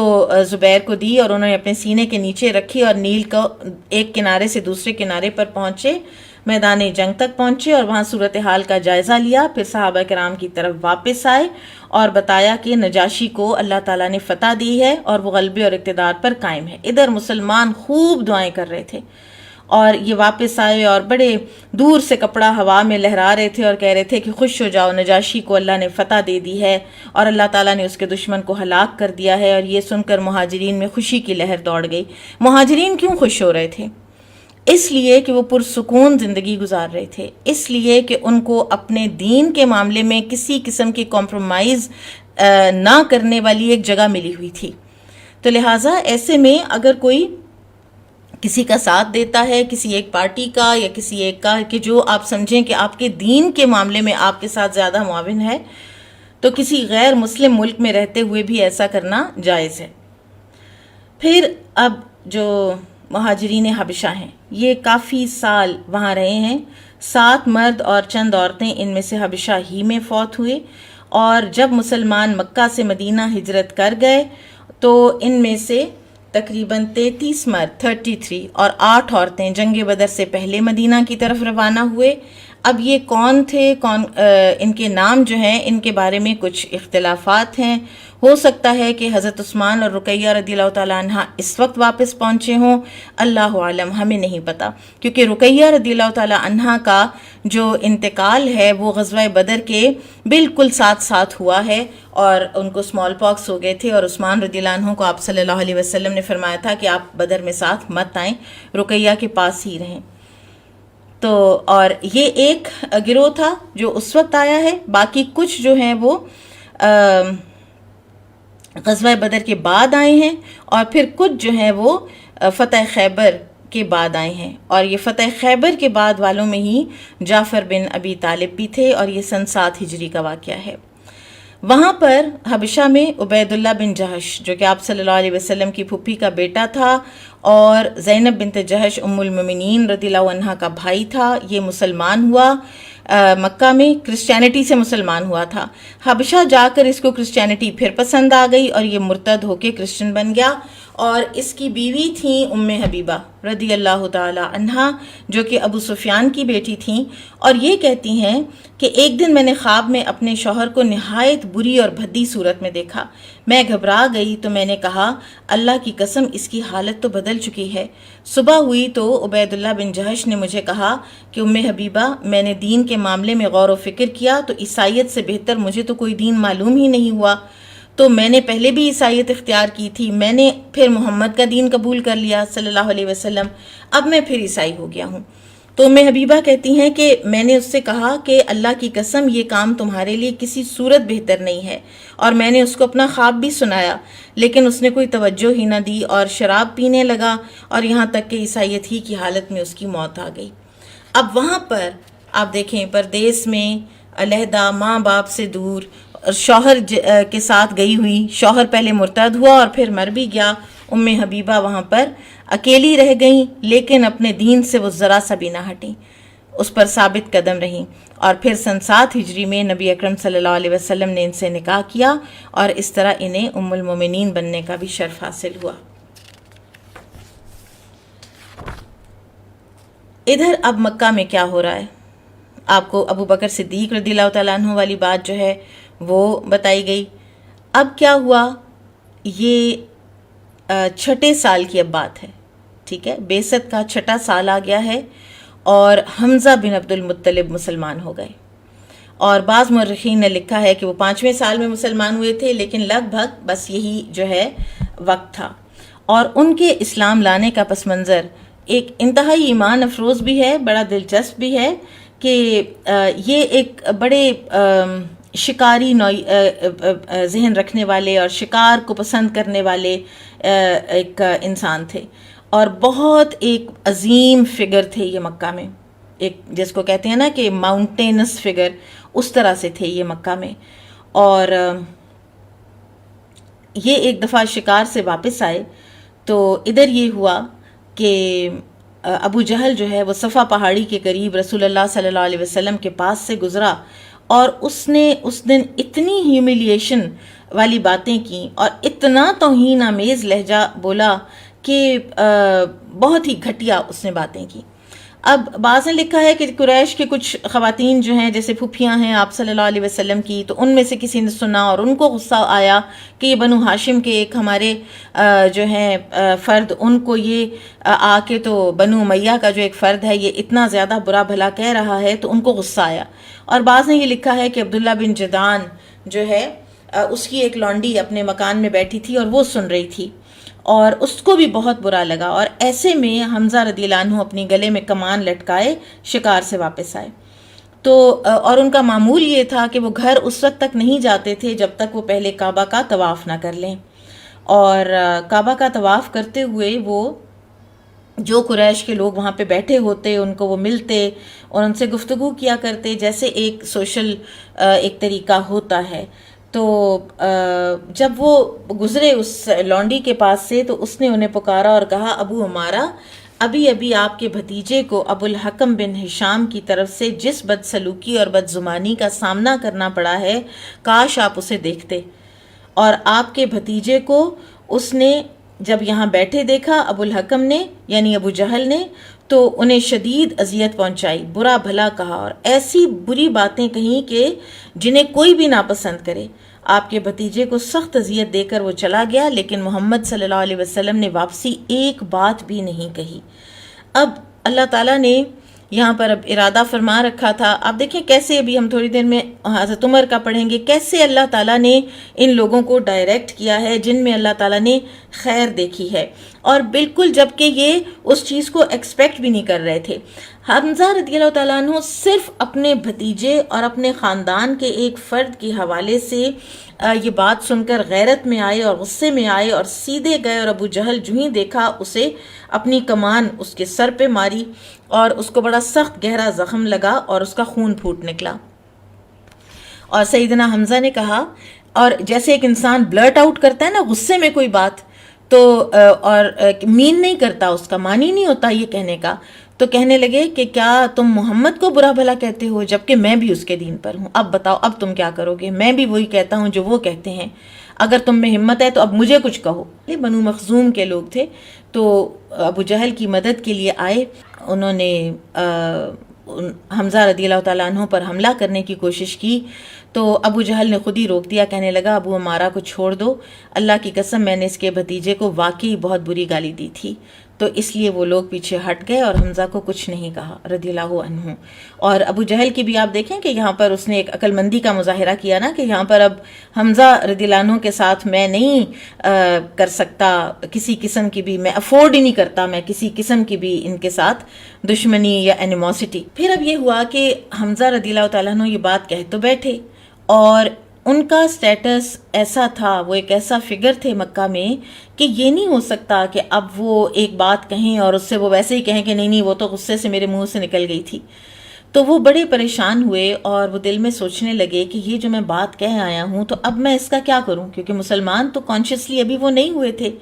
اور شیطان جو ہے وہ ان کو وسوسے ڈالنے لگا کہ تم تو قریش کے سردار ہو، اور تم بھی اگر بے دین ہو گئے اور تم نے محمد صلی اللہ علیہ وسلم کی پیروی کر لی اور اپنے باپ دادا کی دین کو چھوڑ دیا، تو اس سے تو تمہارے لیے مر جانا بہتر ہے. اب وہ شدید ذہنی اضطراب کا اور بے چینی کا شکار ہوئے، اور کہتے ہیں کہ ساری رات انہوں نے جاگتے گزاری اور وہ یہی سوچتے رہے آپس میں، اپنے آپ میں، اپنے دل میں کہ میں یہ کیا قدم اٹھا بیٹھا ہوں. اور پھر انہوں نے اللہ تعالیٰ سے دعا کی کہ اللہ اگر یہ ہدایت ہے واقعی تو میرے دل میں اس کی تصدیق جو ہے وہ ڈال دے، مجھے شرح صدر کر دے، ورنہ میں جس حالت میں مبتلا ہو گیا ہوں، یعنی میں کہہ بیٹھا ہوں کہ میں محمد کے دین پر ہوں، تو پھر اس سے نکلنے کی کوئی راہ میرے لیے پیدا فرما دے، مجھے بتا میں کیا کروں۔ ٹوٹل اللہ سبحانہ و تعالیٰ کہ جب انہوں نے اپنے آپ کو کھلے دل سے حوالے کیا تو پھر اللہ سبحانہ و تعالیٰ نے کس طرح سے ان کے لیے مینیج کیا کہ صبح ہوتے ہی وہ رسول اللہ صلی اللہ علیہ وسلم کی خدمت میں حاضر ہوئے اور کہنے لگے کہ اے بھتیجے، میں ایک ایسے کام میں پڑ گیا ہوں جس سے نکلنے کا راستہ مجھے معلوم ہی نہیں۔ میرے جیسے آدمی کا ایسے معاملے میں مبتلا ہو جانا جس کے بارے میں مجھے پتہ ہی نہیں کہ وہ ہدایت ہے یا گمراہی، یہ بہت مشکل اور خلجان والی بات ہے۔ میں کنونس ہوں تو میں کسی بات کی طرف چلوں نا، آپ مجھے کوئی ایسی بات بتائیں۔ میرے بھتیجے، میری بڑی تمنا ہے کہ اب آپ ہی مجھے کچھ بتائیں۔ سبحان اللہ۔ تو سیدنا حمزہ کی درخواست پر رسول اللہ صلی اللہ علیہ وسلم نے انہیں واعظ و نصیحت فرمائی اور اسلام کی دعوت دی، انہیں اللہ تعالیٰ کے عذاب سے خوف دلایا، انعامات کی خوشخبری سنائی، اور یہ ارشادات سنتے ہی ان کی شرح صدر ہو گئی۔ اللہ تعالیٰ نے دل ایمان کے نور سے بھر دیا اور انہوں نے کہا، اشہد انک الصادق شہادت الصدق العارف فاظہر یا ابن اخی دینک فواللہ ما احب ان لی ما اذلته السماء وانی علی دین الاول۔ میں گواہی دیتا ہوں کہ آپ سچے ہیں، یہ ایسی گواہی ہے جو سچی ہے اور ایک صاحب معرفت کی گواہی ہے۔ بھتیجے، اپنے دین کا اظہار و اعلان کرتے رہیے، یعنی میں آپ کے ساتھ ہوں ٹوٹل۔ اللہ کی قسم مجھے یہ پسند نہیں کہ میرے لیے وہ سب کچھ ہو جس پر آسمان سایہ فگن ہے اور میں اپنے پہلے ہی دین پر قائم رہوں، یعنی اگر مجھے سب کچھ مل جائے نا اس آسمان کے نیچے جو کچھ ہے، میں پھر بھی نہیں چاہوں گا کہ میں پرانے دین میں واپس جاؤں۔ اور سیدنا حمزہ رضی اللہ تعالی عنہ ان عظیم لوگوں میں سے تھے جن کے ذریعے سے اللہ تعالیٰ نے اسلام کو عزت فرمائی۔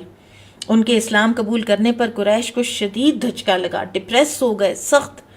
اور اچھی طرح سمجھ گئے کہ نبی صلی اللہ علیہ وسلم اب معاشرتی طور پر قوت پکڑ رہے ہیں، اور حمزہ رضی اللہ تعالیٰ عنہ ظاہر ہے کہ ان کی حفاظت کریں گے، اور حمزہ رضی اللہ تعالیٰ عنہ کے اسلام لانے سے ان تکلیفوں میں کچھ کمی بھی آئی جو یہ لوگ نبی صلی اللہ علیہ وسلم کو اور صحابہ کو دے رہے تھے۔ پھر 3 دن کے بعد ایک اور دھچکا لگا قریش کو، اور وہ کیا تھا؟ ایک نڈر، جرت مند، بہادر انسان مسلمان ہوا، عمر ابن الخطاب۔ اور یہ وہ ہیں کہ جن کے لیے اللہ کے رسول صلی اللہ علیہ وسلم نے کچھ ہی دن پہلے دعا کی تھی کہ اللہم اعز الاسلام باحب هذین الرجلین الیک بابی جہل او بعمر ابن الخطاب۔ اے اللہ، ابو جہل اور عمر بن خطاب دونوں میں سے جو تجھے زیادہ محبوب ہے اس کے ذریعے سے اسلام کو عزت عطا فرما۔ تو راوی حدیث جو ہیں وہ حضرت عمر کے اپنے بیٹے ہیں عبداللہ بن عمر رضی اللہ عنہما، تو وہ فرمایا کرتے تھے کہ اللہ تعالیٰ کو دونوں میں سے عمر بن خطاب رضی اللہ عنہ زیادہ محبوب تھے۔ اللہ تعالیٰ نے نبی صلی اللہ علیہ وسلم کی دعا کو قبول کیا سیدنا عمر بن خطاب کے ذریعے سے اور ان کو اپنے دین کے لیے چنا۔ اب حضرت عمر رضی اللہ تعالیٰ عنہ کی جو قبول اسلام کے واقعات ہیں یا جو ان کی بیک گراؤنڈ ہے، وہ اس میں ایک چیز یاد رکھیے گا ہمیشہ کہ سیرت کی جو واقعات ہیں وہ اگر آپ کبھی محدثین کے لیول پر لا کر دیکھیں تو بعض جو ہیں واقعات وہ محدثین کے لیول تک پورے نہیں اترتے، لیکن سیرت نگاروں نے اس کو تواتر کے ساتھ کوٹ کیا ہے، اور پرانی جو کلاسک کتابیں ہیں سیرت کی ان کے اندر بھی یہ واقعات موجود ہیں۔ تو ہو سکتا ہے کہ تھوڑی بہت ان کے اندر کوئی پرابلم ہو، لیکن بائی اینڈ لارج یہ واقعات جو ہیں یہ کہا جا سکتا ہے کہ یہ اسی طرح ہوئے تھے۔ اب حضرت عمر رضی اللہ تعالیٰ عنہ کا کس طرح سے آپ دیکھیں آہستہ آہستہ ذہن بنتا ہے اسلام کی طرف۔ سب سے پہلی بات آپ کو یاد ہوگا میں نے آپ کو بتائی تھی کہ ان کے اپنے قبیلے کی ایک خاتون لیلا اور ان کے خاوند عامر بن ربیعہ یہ پیک اپ کر رہے تھے اور حبشہ جا رہے تھے، تو کہتی ہیں کہ میرا شوہر کچھ ضرورتوں کے لیے باہر نکلا، میں گھر میں اکیلی تھی، اتنے میں عمر آ گئے اور وہ اپنے شرک پر قائم تھے اور ہمیں شدید تکلیفیں دیا کرتے تھے، اور انہوں نے پوچھا کہ تم لوگ کہاں جا رہے ہو؟ تو میں نے کہا کہ ہم جا رہے ہیں اللہ کی زمین میں، کہیں نہ کہیں تو جا نکلیں گے جہاں پر اللہ تعالیٰ ہمارے لیے آسانی پیدا فرمائے گا۔ تو عمر کہنے لگے اللہ تمہاری مدد کرے، اور بعض روایات میں آتا ہے کہ حضرت عمر نے یہ بھی کہا کہ اچھا معاملہ یہاں تک آ پہنچا ہے کہ تم لوگوں کو نکلنا ہی پڑ رہا ہے، میرے قبیلے کے لوگ، میری جان پہچان والے لوگ بھی اتنے انسیکیور ہو گئے ہیں، معاملہ ظلم کا اتنا بڑھ گیا ہے۔ تو لیلا کہتی ہیں کہ عمر کے اندر ایسی نرمی میں نے پہلے نہیں دیکھی۔ تو میرے خاوند جب واپس آئے تو میں نے کہا کہ کاش آپ تھوڑی دیر پہلے آ جاتے تو عمر کو دیکھتے، اور وہ نرم ہوئے ہوئے ہیں اور ہمارے بارے میں غمگین ہوئے ہوئے ہیں، کاش آپ بھی دیکھ لیتے۔ تو عامر نے مجھ سے پوچھا کیا تمہیں یہ توقع ہے کہ عمر مسلمان ہو جائیں گے؟ میں نے کہا ہاں۔ تو وہ کہنے لگے کہ اللہ کی قسم عمر اس وقت تک مسلمان نہیں ہوں گے جب تک خطاب کا گدھا مسلمان نہ ہو جائے، یعنی ایک ناممکن بات ہے اور قطعاً ان کے ایمان لانے کی کوئی امید نہیں ہے۔ اب پھر یہ ہوا، ایک تو یہ ذہن میں ایک بات آ گئی کہ ہمارے اپنے قبیلے کے لوگ، ہمارے اپنے بھائی بند جگہ چھوڑ کے جا رہے ہیں۔ پھر ایک اور واقعہ جو ہے وہ نریٹ کیا جاتا ہے کہ ایک مرتبہ حضرت عمر رضی اللہ تعالیٰ عنہ گھر سے نکلے اپنے کوئی نوجوانوں کی مجلس میں بیٹھنے کے لیے، تو وہ وہاں پہ مجلس اس دن جمی ہی نہیں، تو انہوں نے کہا اچھا چلو ٹھیک ہے میں جاتا ہوں، میں طواف کر لیتا ہوں۔ رات کا وقت تھا، کعبہ میں کوئی بھی نہیں تھا حرم میں، اور نبی صلی اللہ علیہ وسلم وہاں پر نماز پڑھ رہے تھے اور سورۃ الحاقہ کی تلاوت کر رہے تھے، اور عمر رضی اللہ تعالیٰ عنہ نے اس وقت یہ سوچا کہ اس وقت صرف یہ ہے اور میں ہوں، میں اس وقت ان کی جان لے سکتا ہوں، اور آپ نے سورۃ الحاقہ کی تلاوت کرنی جب شروع کی تو آپ اس مقام پر جب پہنچے، یعنی آگے آگے آپ پڑھتے جا رہے تھے تو عمر رضی اللہ تعالیٰ عنہ سنتے جا رہے تھے اور اثر ہو رہا تھا، اور خود سے کہتے ہیں کہ یہ تو شاعر ہے، جیسا کہ قریش کہتے ہیں نا، یہ تو کوئی بڑی زبردست شاعری ہے۔ تو اسی وقت نبی صلی اللہ علیہ وسلم نے آیات پڑھی، انہ لقول رسول کریم وما هو بقول شاعر قلیلا ما تؤمنون، یہ رسول کریم کا قول ہے، یہ کسی شاعر کا قول نہیں ہے، تم کم ہی ایمان لاتے ہو۔ تو عمر رضی اللہ عنہ دل میں سوچنے لگے کہ اچھا شاعر تو نہیں، یہ تو میرے دل کی بات بوجھ رہے ہیں، یہ تو کاہن ہے۔ تو اسی وقت آپ صلی اللہ علیہ وسلم نے فرمایا وَلَا بِقَوْلِ كَاهِنْ قَلِيلًا مَا تَذَكَّرُونَ، کہ یہ کاہن کا قول بھی نہیں ہے اور تم لوگ کم ہی نصیحت پکڑتے ہو۔ اور یہاں تک کہ رسول اللہ صلی اللہ علیہ وسلم نے سورۃ الحاقہ کی پوری تلاوت کی، اور کہتے ہیں حضرت عمر رضی اللہ تعالیٰ عنہ کہ فَوَقَعَ الْإِسْلَامُ فِي قَلْبِي كُلَّ مَوْقِعٍ، کہ اسلام میرے دل میں پوری طرح اس دن آ کے تو بیٹھ گیا تھا، لیکن پھر بھی انہوں نے ابھی اسلام قبول نہ کیا۔ پھر کچھ دنوں کے بعد اللہ عالم کتنا وقت پھر لگا کہ سخت گرمی تھی اور گلے میں تلوار لٹکا کر نکلے، اور دل میں یہ تھا کہ میں آج ان کا کام تمام کر دوں، نعوذ باللہ، نبی صلی اللہ علیہ وسلم کو میں قتل کر دوں، یہ اب بہت ہو گیا ہے اور ہمیں ونس اینڈ فار آل اس ایشو کو ختم کرنا ہے۔ تو راستے میں حضرت عمر کی ملاقات نعیم بن عبداللہ سے ہوئی، اور نعیم بن عبداللہ جو ہیں مسلمان ہو چکے تھے لیکن اسلام اپنی قوم کے ڈر سے چھپا کے رکھا ہوا تھا۔ تو یہ انہوں نے کہا کہ عمر کہاں کا ارادہ ہے، کہاں جا رہے ہو؟ تو انہوں نے کہا کہ میں اس بے دین کو، اور صحابی کہتے تھے نا جس کو نبی صلی اللہ علیہ وسلم کو، یہ قتل کرنے جا رہا ہوں، اور اس نے ہمارے عقل مندوں کو بے وقوف بنا دیا ہے، ہمارے اندر تفرقہ پیدا کر دیا ہے، ہمارے معبودوں کو برا بھلا کہتا ہے۔ تو نعیم نے اس وقت یہ سوچا کہ ان کا دھیان کہیں اور مجھے لگانا چاہیے اور یہ وہاں نہ جائیں۔ تو انہوں نے کہا کہ عمر اللہ کی قسم، تمہارے نفس نے تمہیں اپنے بارے میں دھوکے میں مبتلا کر رکھا ہے، کیا تم سمجھتے ہو کہ تم محمد کو قتل کرنے کے بعد بنو عبد مناف تمہیں زمین پر یوں ہی چلتا پھرتا چھوڑ دیں گے؟ یہ تم نے سوچ بھی کیسے لیا؟ تم واپس اپنے گھر والوں کے پاس کیوں نہیں جاتے؟ ان کا معاملہ تو سیدھا کرو پہلے۔ تو عمر رضی اللہ عنہ نے خوب حیرت سے پوچھا میرے گھر والے کون سے؟ تو پھر نعیم رضی اللہ تعالیٰ عنہ نے بتایا، اور ان کی نبی صلی اللہ علیہ وسلم سے اٹینشن ڈائیورٹ کرنے کے لیے بتایا کہ سعید بن زید اور فاطمہ بنت خطاب بہن اور بہنوئی وہ مسلمان ہو گئے ہیں، جاؤ پہلے ان کی خبر لو، کیونکہ نبی صلی اللہ علیہ وسلم کی زندگی اور حیات طیبہ بہرحال واز مور امپورٹنٹ۔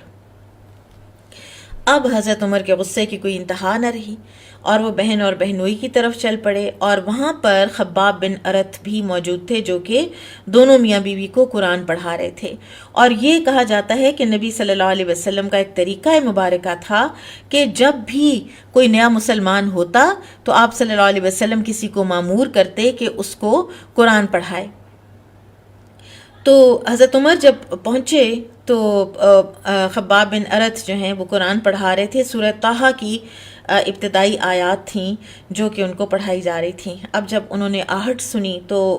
خباب رضی اللہ عنہ بھی چھپ گئے. فاطمہ جو بہن ہے رضی اللہ عنہا، انہوں نے صحیفہ چھپا دیا. کہتے ہیں اس کے بس اوپر اس طرح کر کے ایک سائڈ پر بیٹھ گئیں کہ وہ نظر ہی نہ آئے. تو عمر جب گھر کے قریب پہنچے اور قرات وہ سن چکے تھے اور گھر میں داخل ہوئے تو کہنے لگے کہ یہ کیا آہستہ آہستہ آوازیں آ رہی تھیں. تو انہوں نے کہا کہ نہیں کچھ بھی نہیں ہے، تم نے کچھ نہیں سنا. تو عمر رضی اللہ عنہ نے کہا کہ اللہ کی قسم میں نے ضرور سنا ہے، مجھے پتہ چلا ہے کہ تم دونوں نے محمد کے دین کی پیروی کر لی ہے. اور اس کے بعد اپنے بہنوئی کو تانے دینے لگ گئے اور تشدد شروع کر دیا اور مارنے لگے، اور بہن درمیان میں آ گئیں اور ان کا جو وار ہے نا وہ بہنوئی کی بجائے بہن کو لگا اور بہن کے ہونٹ میں سے خون نکلا اور خون کو بہتا دیکھا کہ میں نے اپنی بہن کا ہی خون بہا دیا. تو اس پر شرمندہ ہوئے کیونکہ بیسیکلی ایک انتہائی وفادار اور انتہائی اچھے انسان تھے. تو پھر شرمندہ ہوئے اور پیچھے ہٹے اور کہنے لگے کہ اچھا مجھے دکھاؤ تم لوگ کیا پڑھ رہے ہو، میں دیکھنا چاہتا ہوں یہ کیا ہے جو محمد صلی اللہ علیہ وسلم لائے ہیں. اور حضرت عمر جو ہے نا یہ ان چند لوگوں میں سے تھے جو لکھنا پڑھنا جانتے تھے. تو بہن نے کہا کہ ہم نہیں دے سکتے کیونکہ ہم ڈرتے ہیں کہیں آپ اس کو نقصان نہ پہنچائیں. تو عمر نے کہا نہیں، میں اپنے معبودوں کی قسم کھا کے کہتا ہوں کہ میں پڑھ کے واپس کر دوں گا، میں کچھ نہیں کرتا. تو یہ بات سنی تو فاطمہ جو ہیں رضی اللہ تعالیٰ عنہا بنت خطاب، انہوں نے کہا کہ میرے بھائی تم شرک ہونے کی وجہ سے نجس ہو، شرک پر ہونے کی وجہ سے نجس ہو، تو اس صحیفے کو تو پاک لوگ چھوتے ہیں، تم پہلے غسل کر کے آؤ. اچھا آپ دیکھیں کہ آہستہ آہستہ غصہ ٹھنڈا ہو رہا ہے، اور غسل ایک بڑی بابرکت چیز ہے، انسان کی تھاٹ پروسیس کو چینج کر دیتا ہے، انسان کے اندر ایک پیس آف مائنڈ لے آتا ہے. تو وہ غسل کر کے پھر جب واپس آئے ہیں تو پھر عمر رضی اللہ عنہ نے صحیفہ لے کر سورہ طٰہٰ پڑھنی شروع کی. اور جب اس آیت مبارکہ تک پہنچے اننی انا اللہ لا الہ الا انا فاعبدنی واقم الصلاۃ لذکری ان الساعۃ آتیۃ اکاد اخفیها لتجزى كل نفس بما تسعى فلا يصدنك عنها من لا يؤمن بها واتبع هواه فتردى. بے شک میں ہی اللہ ہوں، میرے سوا کوئی معبود برحق نہیں، چنانچہ تو میری عبادت کر اور میری یاد کے لیے نماز قائم کر. بے شک قیامت آنے والی ہے، میں اس کا وقت مخفی رکھنا چاہتا ہوں تاکہ ہر نفس کو اس کی کوشش کا بدلہ دیا جائے. لہٰذا اس فکر آخرت سے تجھے وہ شخص روکنے نہ پائے جو اس پر ایمان نہیں رکھتا اور اپنی خواہشات کی پیروی کرتا ہے، ورنہ تو بھی ہلاک ہو جائے گا. اور یہ آیات پڑھتے ہی حضرت عمر رضی اللہ تعالیٰ عنہ کے منہ سے کیا نکلا؟ ما احسن ھذا الکلام و اکرمہ، یہ کتنا اچھا اور کتنا معزز کلام ہے. اور یہ سن کر خباب بن ارت جو ہیں یہ جہاں چھپے ہوئے تھے یہ نکل آئے اور کہنے لگے عمر اللہ کی قسم میں امید رکھتا ہوں کہ اللہ تعالیٰ نے تمہیں اپنے نبی کی دعا کے ساتھ خاص کر لیا ہے. میں نے کل ہی نبی اکرم کو یہ فرماتے سنا، ابو الحکم بن ہشام یا عمر بن خطاب میں سے کسی ایک کو مسلمان کر کے اسلام کو مضبوط فرما. عمر اب تم اللہ کے دین کی خاطر جلدی کرو. تو عمر رضی اللہ تعالیٰ عنہ نے کہا کہ مجھے محمد صلی اللہ علیہ وسلم کا پتہ بتاؤ، میں نے ان کے پاس جانا ہے اور میں نے فوراً اسلام قبول کرنا ہے. تو سیدنا خطاب نے کہا کہ رسول اللہ صلی اللہ علیہ وسلم صفا پہاڑی کے قریب ایک گھر میں تشریف فرما ہیں اور آپ کے ساتھ صحابہ کی ایک جماعت بھی ہے. عمر رضی اللہ تعالیٰ عنہ اس گھر میں پہنچے، دار ارقم دروازے پہ دستک دی. صحابہ نے حضرت عمر کی آواز سن لی اور ایک صحابی نے جب سوراخ سے جھانک کر دیکھا تو دیکھا کہ عمر ہیں اور گلے میں ننگی تلوار ہے، تو وہ گھبرا گئے اور وہ کہنے لگے کہ اللہ کے رسول عمر بن خطاب گلے میں تلوار لٹکا کر آ گئے ہیں. تو کچھ صحابہ پر بھی خوف طاری ہوا، ہیومن نیچر ہے. تو حمزہ بن عبد المطلب رضی اللہ عنہ وہاں بیٹھے تھے. انہوں نے کہا کہ آپ انہیں اندر آنے دیں، اگر یہ بھلائی کے ارادے سے آیا ہے تو ہم بھی انہیں بھلائی ہی دیں گے، اور اگر یہ برے ارادے سے آیا ہے تو اسی کی تلوار سے اس کو قتل کر دیں گے ہم. تو رسول اللہ صلی اللہ علیہ وسلم نے انہیں اندر آنے کی اجازت دینے کو کہا. عمر رضی اللہ تعالیٰ عنہ اندر آئے، تیزی سے رسول اللہ صلی اللہ علیہ وسلم ان کی طرف بڑھے، حضرت عمر کی طرف رسول اللہ بڑھے آپ صلی اللہ علیہ وسلم. تو آپ نے ان سے حجرے میں ملاقات کی، ذرا سا سائیڈ پہ ہو کے جیسے ہوتا ہے نا باقی صحابہ کے بغیر، اور سختی سے حضرت عمر کا دامن پکڑا اور کھینچا، ما جا ابیکا یبن الخطاب، خطاب کے بیٹے کون سی چیز تمہیں لے کر آئی ہے یہاں پر؟ عمر، میرا خیال ہے تم اس وقت تک باز نہیں آؤ گے جب تک اللہ تم پر ویسا ہی عذاب نازل نہ کرے جیسا اس نے ولید بن مغیرہ پر نازل کیا۔ اس کے بعد رسول اللہ صلی اللہ علیہ وسلم نے فرمایا، اللہم اہدی عمر، عمر کے سامنے کہ اے اللہ عمر کو ہدایت دے۔ تو عمر رضی اللہ تعالیٰ عنہ نے عرض کی، اے اللہ کے رسول، میں تو آپ کی خدمت میں حاضر ہی اس لیے ہوا ہوں کہ میں اللہ اور اس کے رسول پر ایمان لاؤں اور اس چیز پر بھی جو اللہ تعالیٰ کی طرف سے آپ پر نازل ہوئی ہے۔ اور اس کے ساتھ ہی حضرت عمر نے کہا، اشہد ان لا الہ الا اللہ و اشہد ان محمدًا عبدہ و رسولہ۔ اور یہ جب سننا تھا تو نبی صلی اللہ علیہ وسلم جو ایک سائڈ پر حضرت عمر کو لیے ہوئے تھے، آپ نے بلند آواز سے اللہ اکبر کہا، تو اس طرح گھر میں موجود تمام صحابہ کرام کو معلوم ہو گیا کہ عمر رضی اللہ تعالیٰ عنہ نے اسلام قبول کر لیا ہے۔ اور چنانچہ صحابہ کرام نے بھی مل کر زور سے اللہ اکبر کہا اور ان کی تکبیر کی گونج گھر سے باہر بھی سنائی دی۔ جب حضرت عمر مسلمان ہو گئے تو رسول اللہ صلی اللہ علیہ وسلم نے اپنا مبارک ہاتھ 3 بار ان کے سینے پر مار کر تو ان کے لیے دعا کی، اللہم اخرج ما فی صدرہ من غل و ابدلہ ایمانا۔ سبحان اللہ، کوئی ہستی جس کے لیے اللہ کے رسول ہی یہ دعا کر دیں تو پھر وہ کیسے قبول نہیں ہونی تھی، اور کیسے اس ہستی نے پھر اسلام کا ایک آئیکن نہیں بننا تھا کہ اے اللہ اس کے سینے میں موجود کینہ نکال دے اور اسے ایمان سے بدل دے۔ پھر ابو جہل کو عمر رضی اللہ تعالیٰ عنہ نے خود اپنے مسلمان ہونے کی اطلاع دی، کیونکہ وہ انتہائی جرأت مند تھے، دلیر تھے، اور یہ نہیں ہو سکتا تھا کہ وہ اب اپنا اسلام جو ہے نا اس کو چھپا کے رکھیں۔ اور وہ ساری رات، شام کو انہوں نے اسلام قبول کیا اور ساری رات وہ یہ سوچتے رہے کہ سب سے بڑا دشمن کون ہے اسلام کا، جس کو سب سے پہلے جا کے بتاؤں کہ میں مسلمان ہو گیا ہوں۔ پھر انہیں خیال آیا کہ ابو جہل کے سوا کوئی اور اتنا بڑا دشمن نہیں ہے، اور وہ قریبی رشتہ دار بھی تھا حضرت عمر کا۔ صبح ہوتے ہی حضرت عمر ابو جہل کے گھر گئے، وہ نکلا اور کہنے لگا، بھانجے خوش آمدید، کہو کیسے آئے؟ رشتے میں بھانجے لگتے تھے۔ تو حضرت عمر رضی اللہ تعالیٰ عنہ نے کہا، میں تمہیں یہ بتانے آیا ہوں کہ میں اللہ تعالیٰ اور اس کے رسول پر ایمان لے آیا ہوں، اور جو وہ لائے ہیں اس پر کی میں نے تصدیق کر دی ہے۔ تو ابو جہل نے زور سے دروازہ بینگ کیا اور بند کر دیا اور کہنے لگا، اللہ تیرا برا کرے اور جو کچھ تو لے کر آیا ہے اس کا بھی برا کرے۔ یعنی انتہائی وہ اپسیٹ بھی ہوا اور اس نے دروازہ بند کر دیا، کیونکہ اب اس کے پاس اس بات کا کیا جواب تھا، حضرت عمر کو کیا کہتا وہ آگے سے۔ حضرت عمر کو تو تشدد کرنے کی بھی اس کی جرأت نہیں تھی۔ پھر حضرت عمر نے ایک اور کام کیا، اور وہ یہ تھا کہ انہوں نے سمجھ کی کہ مکہ میں سب سے زیادہ جن کو کہتے ہیں نا کہ ہلکے پیٹ والے لوگ، کہ جن تک کوئی بات پہنچ جائے تو وہ اس وقت تک چین سے نہیں بیٹھتے جب تک کہ وہ ارد گرد اس بات کو پھیلا نہ لیں۔ تو ایک شخص تھا جمیل بن معمر، تو اس کے بارے میں یہ مشہور تھا۔ تو حضرت عمر اس کے پاس گئے اور کہنے لگے، جمیل، کیا تجھے معلوم ہے کہ میں مسلمان ہو گیا ہوں اور میں نے محمد صلی اللہ علیہ وسلم کا لایا ہوا دین قبول کر لیا ہے؟ بیکاز حضرت عمر چاہتے تھے کہ یہ ساری جو میری ایمان والی بات ہے یہ سارے مکہ میں پھیل جائے۔ جمیل بن معمر نے یہ بات سن کر حضرت عمر سے تو کوئی بات نہ کی اور اپنی چادر گھسیٹتا سیدھا مسجد حرام کی طرف بھاگا۔ حضرت عمر بھی اس کے پیچھے چل دیے۔ جمیل بن معمر نے مسجد کے دروازے پر کھڑے ہو کر بلند آواز سے چیخ کر کہا، اے قریش کی جماعت، آگاہ ہو جاؤ، خطاب کا بیٹا عمر صابی ہو گیا ہے، یعنی بے دین ہو گیا ہے۔ تو حضرت عمر پیچھے کھڑے تھے، انہوں نے کہا، یہ جھوٹ کہہ رہا ہے، میں صابی نہیں ہوا بلکہ میں مسلمان ہو گیا ہوں، اور میں نے یہ گواہی دی ہے کہ اللہ کے سوا کوئی معبود برحق نہیں اور محمد صلی اللہ علیہ وسلم اس کے بندے اور رسول ہیں۔ اب یہ جو دلیری تھی نا حضرت عمر کی، یہ قریش کو بہت گراں گزری، کیونکہ اس سے پہلے کوئی اس طرح نہیں کر پایا تھا ابھی تک۔ تو پھر انہوں نے کہا کہ عمر کو تو جان سے ہم مار ہی ڈالیں اگر ہم رسول اللہ صلی اللہ علیہ وسلم کے لیے ابھی تک یہ نہیں کر سک رہے تو عبداللہ بن عمر جو بیٹے ہیں حضرت عمر کے، وہ کہتے ہیں کہ جب عمر رضی اللہ تعالیٰ عنہ نے اسلام قبول کیا تو لوگ ان کے گھر کے پاس جمع ہو گئے اور کہنے لگے، سبع عمر، کہ عمر صابی ہو گئے ہیں۔ کہتے ہیں میں اس وقت بچہ تھا، میں گھر کی چھت پر کھڑا تھا اور حضرت عمر گھر کے اندر بیٹھے تھے، اور کچھ خوف بھی تھا کہ اب یہ کیا ہونے والا ہے۔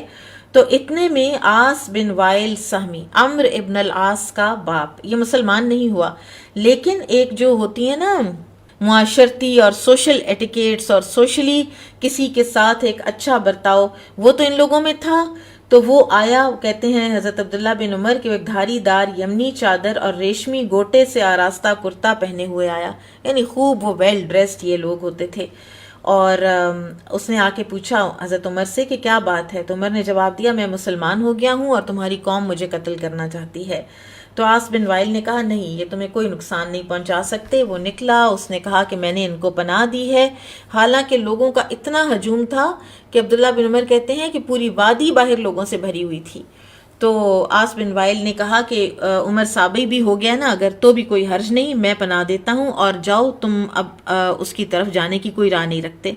تو عاص بن وائل کی جو یہ شان و شوکت ہے نا، وہ واقعی حیرت انگیز تھی کہ لوگ اس کے کہنے پر بلا چون و چراں واپس چلے گئے.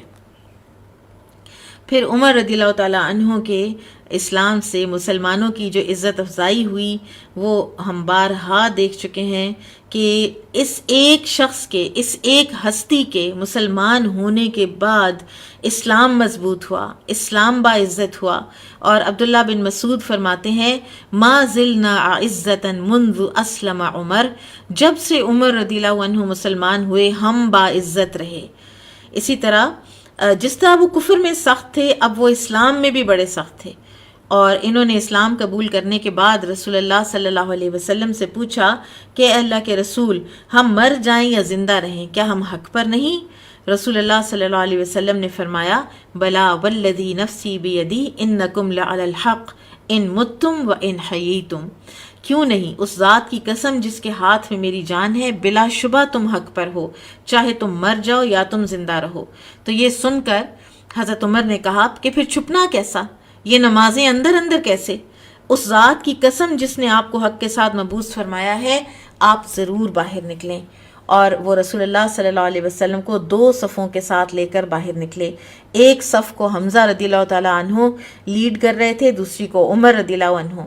اور ان کے قدموں کی رفتار سے چکی کے آٹے کی طرح ہلکا ہلکا زمین پر غبار اڑ رہا تھا، ایک جیسے چھوٹی سی کیولری، چھوٹی سی پریڈ آ رہی ہوتی ہے. اور وہ اسی طرح چلتے چلتے مسجد الحرام میں داخل ہوئے. اور کفار نے عمر اور حمزہ کو جب ان کے ساتھ دیکھا تو اتنا صدمہ ہوا، اتنے غمگین ہوئے جتنے کبھی نہیں ہوئے تھے. اور اس دن رسول اللہ صلی اللہ علیہ وسلم نے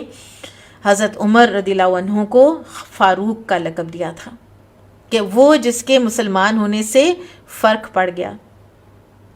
سیدنا صہیب بن سینان رومی رضی اللہ تعالیٰ عنہ فرماتے ہیں کہ جب عمر اسلام لائے تو اسلام ظاہر اور غالب ہو گیا اور اسلام کی طرف اعلانیہ دعوت دی جانے لگی. ہم بیت اللہ کے ارد گرد حلقہ باندھ کر بیٹھ گئے، پھر ہم نے بیت اللہ کا طواف کیا. جس نے ہم پر سختی کی ہم نے بھی اس سے انتقام لیا اور اس کی بعض اذیت رسانیوں کا جواب دیا. اور اسی طرح عبداللہ بن مسعود فرماتے ہیں بلا شبہ عمر کا اسلام ایک فتح تھی، ان کی ہجرت مدد تھی اور ان کی امارت یعنی ان کا خلیفہ بننا رحمت تھی. ہم عمر کے اسلام لانے سے پہلے کعبہ کے پاس نماز پڑھنے کی طاقت نہیں رکھتے تھے. جب وہ اسلام لائے تو انہوں نے کفار قریش سے لڑائی کی، حتیٰ کہ انہوں نے کعبہ کے پاس نماز پڑھی اور ہم نے بھی ان کے ساتھ نماز پڑھی. پھر کیا ہوا نیکسٹ واقعہ کہ یہ جو مہاجرین تھے نا، جو حبشہ میں مقیم تھے، تو وہاں پر گرد و نواح میں بھی خوب چرچا ہوا کہ یہاں پر کچھ لوگ آئے ہیں اور وہ ایک نیا دین لے کر آئے ہیں، اور یہ خبر نجران کے عیسائیوں تک پہنچی. تو وہاں سے تقریباً 20 افراد کا ایک جو وفد ہے وہ مکہ میں آیا، رسول اللہ صلی اللہ علیہ وسلم سے ملاقات کی. آپ صلی اللہ علیہ وسلم اس وقت حرم میں تھے، وہ آپ کے پاس بیٹھے، آپ سے کچھ سوال و جواب کیا، اور نبی صلی اللہ علیہ وسلم نے انہیں اسلام کی دعوت دی، ان کے سامنے قرآن کی تلاوت کی. تلاوت سن کر ان کی آنکھوں سے آنسو بہنے لگے اور انہوں نے اسی وقت آپ صلی اللہ علیہ وسلم کی دعوت پر لبیک کہا، یعنی مسلمان ہو گئے.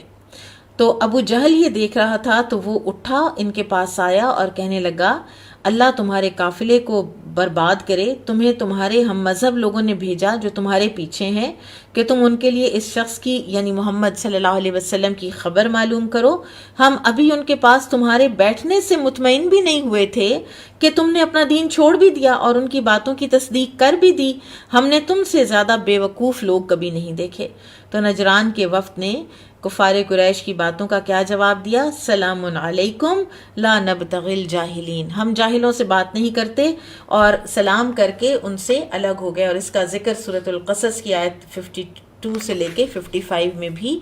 آیا ہے.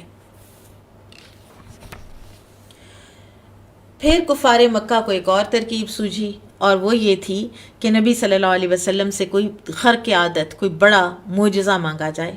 تو ان میں کچھ جو ان کے بڑے بڑے سردار تھے یہ آئے اور آ کے کہنے لگے کہ اے نبی صلی اللہ علیہ وسلم سے کہ اگر آپ سچے ہیں تو اس چاند کو 2 ٹکڑے کر کے دکھا دیں، کہ آدھا چاند جبل ابی قبیس پر ہو اور آدھا چاند جبل قعیقیان پر دکھائی دے، یعنی منا کے دونوں طرف آ جائے.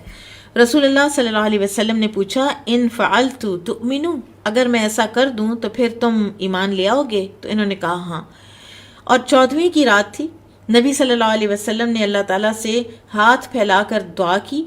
اور اللہ سبحانہ وتعالیٰ نے دعا قبول فرمائی اور چاند 2 ٹکڑے ہو گیا. اور بالکل اسی طرح آدھا جو ہے وہ ایک پہاڑ کے پیچھے چلا گیا، دوسرا دوسرے کے پیچھے چلا گیا. اور اس وقت رسول اللہ صلی اللہ علیہ وسلم یہ اعلان فرما رہے تھے، اے ابو سلمہ بن عبد الاسد اور ارقم بن ابی ارقم، تم سب گواہ ہو جاؤ. اور پھر اللہ تعالیٰ کو بھی گواہ بنایا، اللہم اشہد. اور سیدنا انس رضی اللہ تعالیٰ عنہ فرماتے ہیں کہ مکہ والوں نے نبی کریم صلی اللہ علیہ وسلم سے معجزہ دکھانے کو کہا تو نبی کریم صلی اللہ علیہ وسلم نے ان کو چاند کے پھٹ جانے کا معجزہ دکھایا. لیکن پھر انہوں نے کیا کیا؟ انہوں نے کہا یہ تو ابن ابی کبشہ کا جادو ہے. ذرا دیکھتے ہیں کہ باہر سے آنے والے مسافر کیا کہتے ہیں. اگر انہوں نے بھی کہا کہ چاند 2 ٹکڑے ہوا، انہوں نے دیکھا ہے، تو پھر ہم مان لیں گے کہ آپ سچے ہیں، ورنہ یہ تو ہمیں لگ رہا ہے آپ نے ہمیں ہپنوٹائز کر دیا ہے.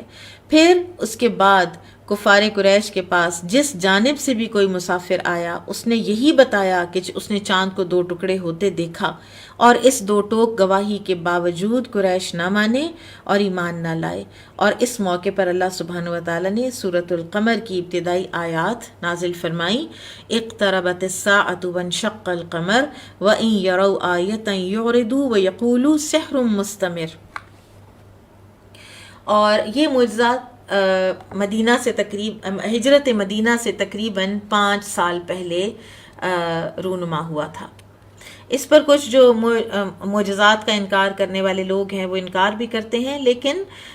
یہ واقعہ جو ہے یہ صحیح روایات کے ساتھ موجود ہے. قرآن میں اس کی دلیل سورۃ القمر کی موجود ہے. اور جو انکار کرتے ہیں وہ کہتے ہیں کہ نہیں، یہ جو سورۃ القمر کی آیات ہیں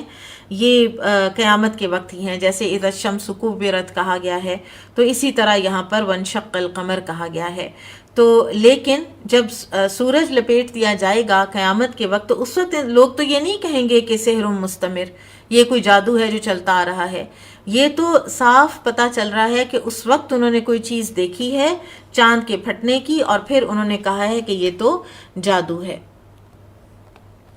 اور پھر یہ کہ یہ جو یہ بیلٹ ہے، اسی بیلٹ میں دیکھا جا سکتا تھا نا کہ جہاں پر ہمارا ایک ہی وہ ٹائم زون ہے، ورنہ باقی جگہوں پر تو بہت سی جگہوں پر اس وقت دن تھا. تو جو ہندوستان کی ایک بہت مستند ایک ہسٹری کی کتاب ہے تاریخ فرشتہ، اس کے اندر یہ بات موجود ہے کہ مالابار کے راجے نے یہ واقعہ اپنی آنکھوں سے دیکھا اور اس کی وجہ سے یہ مسلمان ہوا. اور آپ دیکھیں کہ ہر جو پلانٹ ہے نا، ہر جو سیارہ ہے، اس کے اندر ایسے اتنے بڑی بڑی دھاتیں اور ان کے اتنے ہائی جو درجہ حرارت ہے وہ موجود ہوتے ہیں. تو یہ کائنات میں سارا وقت یہ ہو رہا ہے کہ یہ جو پلانٹس ہیں یہ 2 لخت ہوتے ہیں، پھر ان کے بعد ان کی جو گریویٹیشنل پل ہے وہ ان کو دوبارہ جوڑتی ہے. اسی طرح سے گلیکسیز اور کہکشائیں وجود میں آتی ہیں. اور کچھ اسی طرح کا فینومینا ہوتا ہے کہ جو یہ شوٹنگ سٹارز علیحدہ ہوتے ہیں، شہاب ثاقب، یہ بھی کسی سیارے سے جدا ہونے والے ٹکڑے ہی کا نام ہے. کبھی وہ علیحدہ ہو کر واپس اسی سیارے سے جڑ جاتا ہے، کبھی فضا میں جل جاتا ہے اور کبھی کبھار زمین پر گر جاتا ہے. تو لہٰذا چاند کا جو ٹوٹنا ہے اور 2 ٹکڑے ہونا ہے، اس کو تو سائنس بھی اب نگیٹ نہیں کر سکتی اور نہیں کرتی. تو لہٰذا ہمیں کسی سائنس کی بہرحال ضرورت نہیں ہے. یہ معجزہ ہے نبی صلی اللہ علیہ وسلم کا اور یہ حق ہے کہ یہ ہوا. اب اس کے بعد ایک اور جو سچویشن کریٹ ہوئی وہ کیا تھی؟ وہ تھی ایک انٹرنیشنل لیول کی سچویشن. اور وہ کیا ہوا کہ پرشیا اور روم، فارس اور روم، یہ اس وقت ایک دو بڑی سلطنتیں تھیں. فارس جو ہیں یہ مجوسی تھے، آتش پرست تھے، ایران جو ہے، اور رومنز جو ہیں یہ عیسائی تھے. اور ان کی آپس میں جنگ چھڑی، اور جو پرشینز ہیں یعنی جو مشرکین تھے وہ غالب آ گئے اہل کتاب رومیوں پر. اور ایسے میں یہ وہ وقت تھا کہ مسلمان یہاں پر پس رہے تھے مکہ میں، اور اس وقت مسلمانوں کی جو ہمدردیاں تھیں وہ رومنز کے ساتھ تھیں کیونکہ وہ اہل کتاب تھے، اور مشرکین کی، مکہ کے مشرکین کی ہمدردیاں ایران کے ساتھ تھیں کیونکہ وہ مشرک تھے. اب وہاں کے مشرک جب وہاں کے اہل کتاب سے جیت گئے تو انہوں نے مسلمانوں کو کہا کہ اچھا تو پھر تمہارے رب نے ان کی مدد نہیں کی تو تمہاری مدد کیسے ہو سکتی ہے، ہم بھی تم پر ایسے ہی غالب آئے رہیں گے. اور تشدد میں اور اضافہ ہو گیا، یعنی حالات جو ہیں وہ بظاہر ایسے سخت سے سخت ہوتے چلے جا رہے تھے. تو ایسے میں اللہ سبحانہ و تعالیٰ نے سورہ روم کی آیت نمبر 1 سے 7 نازل فرمائی. الف لام میم غلبت الروم فی ادنى الارض وهم من بعد غلبهم سیغلبون فی بضع سنین، کہ رومی مغلوب ہو گئے ہیں قریب کی سرزمین میں، اور مغلوب ہونے کے کچھ عرصے کے بعد وہ دوبارہ غالب آ جائیں گے چند ہی سالوں میں. اور آگے فرمایا وَيَوْمَئِذٍ يَفْرَحُ الْمُؤْمِنُونَ بِنَصْرِ اللَّهِ، اور یہ وہ دن ہوگا کہ جس دن مومن بھی خوشیاں منا رہے ہوں گے اللہ کی مدد کی. اب اس آیت میں دو پیشن گوئیاں تھیں، ایک رومنز کے غلبے کی اور دوسرے کہ اسی زمانے میں مسلمانوں کو بھی کوئی فتح کی خوشخبری ملے گی. اور جب یہ آیت مبارکہ نازل ہوئی تو اس وقت تو دور دور تک اس کے کوئی آثار نہیں تھے، اور کہ چند ہی سالوں میں یہ مٹھی بھر مسلمان کہاں سے کہاں پہنچیں گے کہ جو آج مشرکین کے ظلم و ستم کا نشانہ بنے ہوئے ہیں. لیکن بہرحال کچھ ہی سالوں میں یہ جو ایران کا بادشاہ ہے خسرو پرویز، یہ بہت ذلیل و خوار ہو کر یہ ہار گیا جنگ رومن سے. اور یہ وہ وقت ہے کہ جب مسلمانوں کو اللہ تعالیٰ نے غزوہ بدر میں فتح نصیب فرمائی. جب سورت روم کی یہ آیت مبارکہ نازل ہوئیں تو ابو بکر رضی اللہ تعالیٰ عنہ مکہ کے گلیوں میں نکل کر اس آیت کی بلند آواز میں تلاوت کرنے لگے، الف لام میم غلبت الروم اور فی بضع سنین تک. تو قریش کے کچھ لوگ ابو بکر صدیق سے کہنے لگے کہ چلو پھر ہم شرط رکھتے ہیں کہ کون جیتتا ہے، اور یہ شرط جو ہے یہ رکھ لی گئی. اور یہ سب کچھ جو ہے یہ اسلام سے پہلے ہوا. بہرحال جو ابو بکر رضی اللہ تعالیٰ عنہ نے جو شرط لگائی کچھ سالوں کی، تو نبی صلی اللہ علیہ وسلم نے فرمایا کہ تھوڑا سا عدد جو ہے نا وہ بڑھا دو، کیونکہ بضع سنین، بضع کا لفظ جو ہے یہ 3 سے 9 تک آتا ہے. تو 7ویں سال میں رومنز جو ہیں وہ پرشین سے جیت گئے. پھر نبی صلی اللہ علیہ وسلم پر رنج و ملال کا ایک جو وقت ہے وہ شروع ہوا. یہ بھی ایک پیریڈ ہے جو کہ انتہائی صبر آزما تھا، جس کی ابتدا کیسے ہوئی کہ رسول اللہ صلی اللہ علیہ وسلم کو قتل کرنے کا منصوبہ بنایا قریش نے. اور آپ دیکھیں کہ حمزہ بن عبد المطلب مسلمان ہو گئے، عمر بن خطاب مسلمان ہو گئے، ارد گرد سے بھی قبائل میں لوگوں میں اسلام کی طرف ایک اٹریکشن موجود تھی. تو انہوں نے کہا کہ ہم ایک دفعہ آخری دفعہ ابو طالب کے پاس جاتے ہیں. یہ آئے اور انہوں نے کہا کہ ابو طالب اب بھی اگر تم نے اپنے بھتیجے کو نہ روکا تو ہم انہیں دھوکے سے قتل کر دیں گے. اور انہوں نے یہ بھی کہا کہ ہم نے حجت تمام کر دی ہے اور تمہارے لیے کوئی عذر باقی نہیں چھوڑا. تو انہوں نے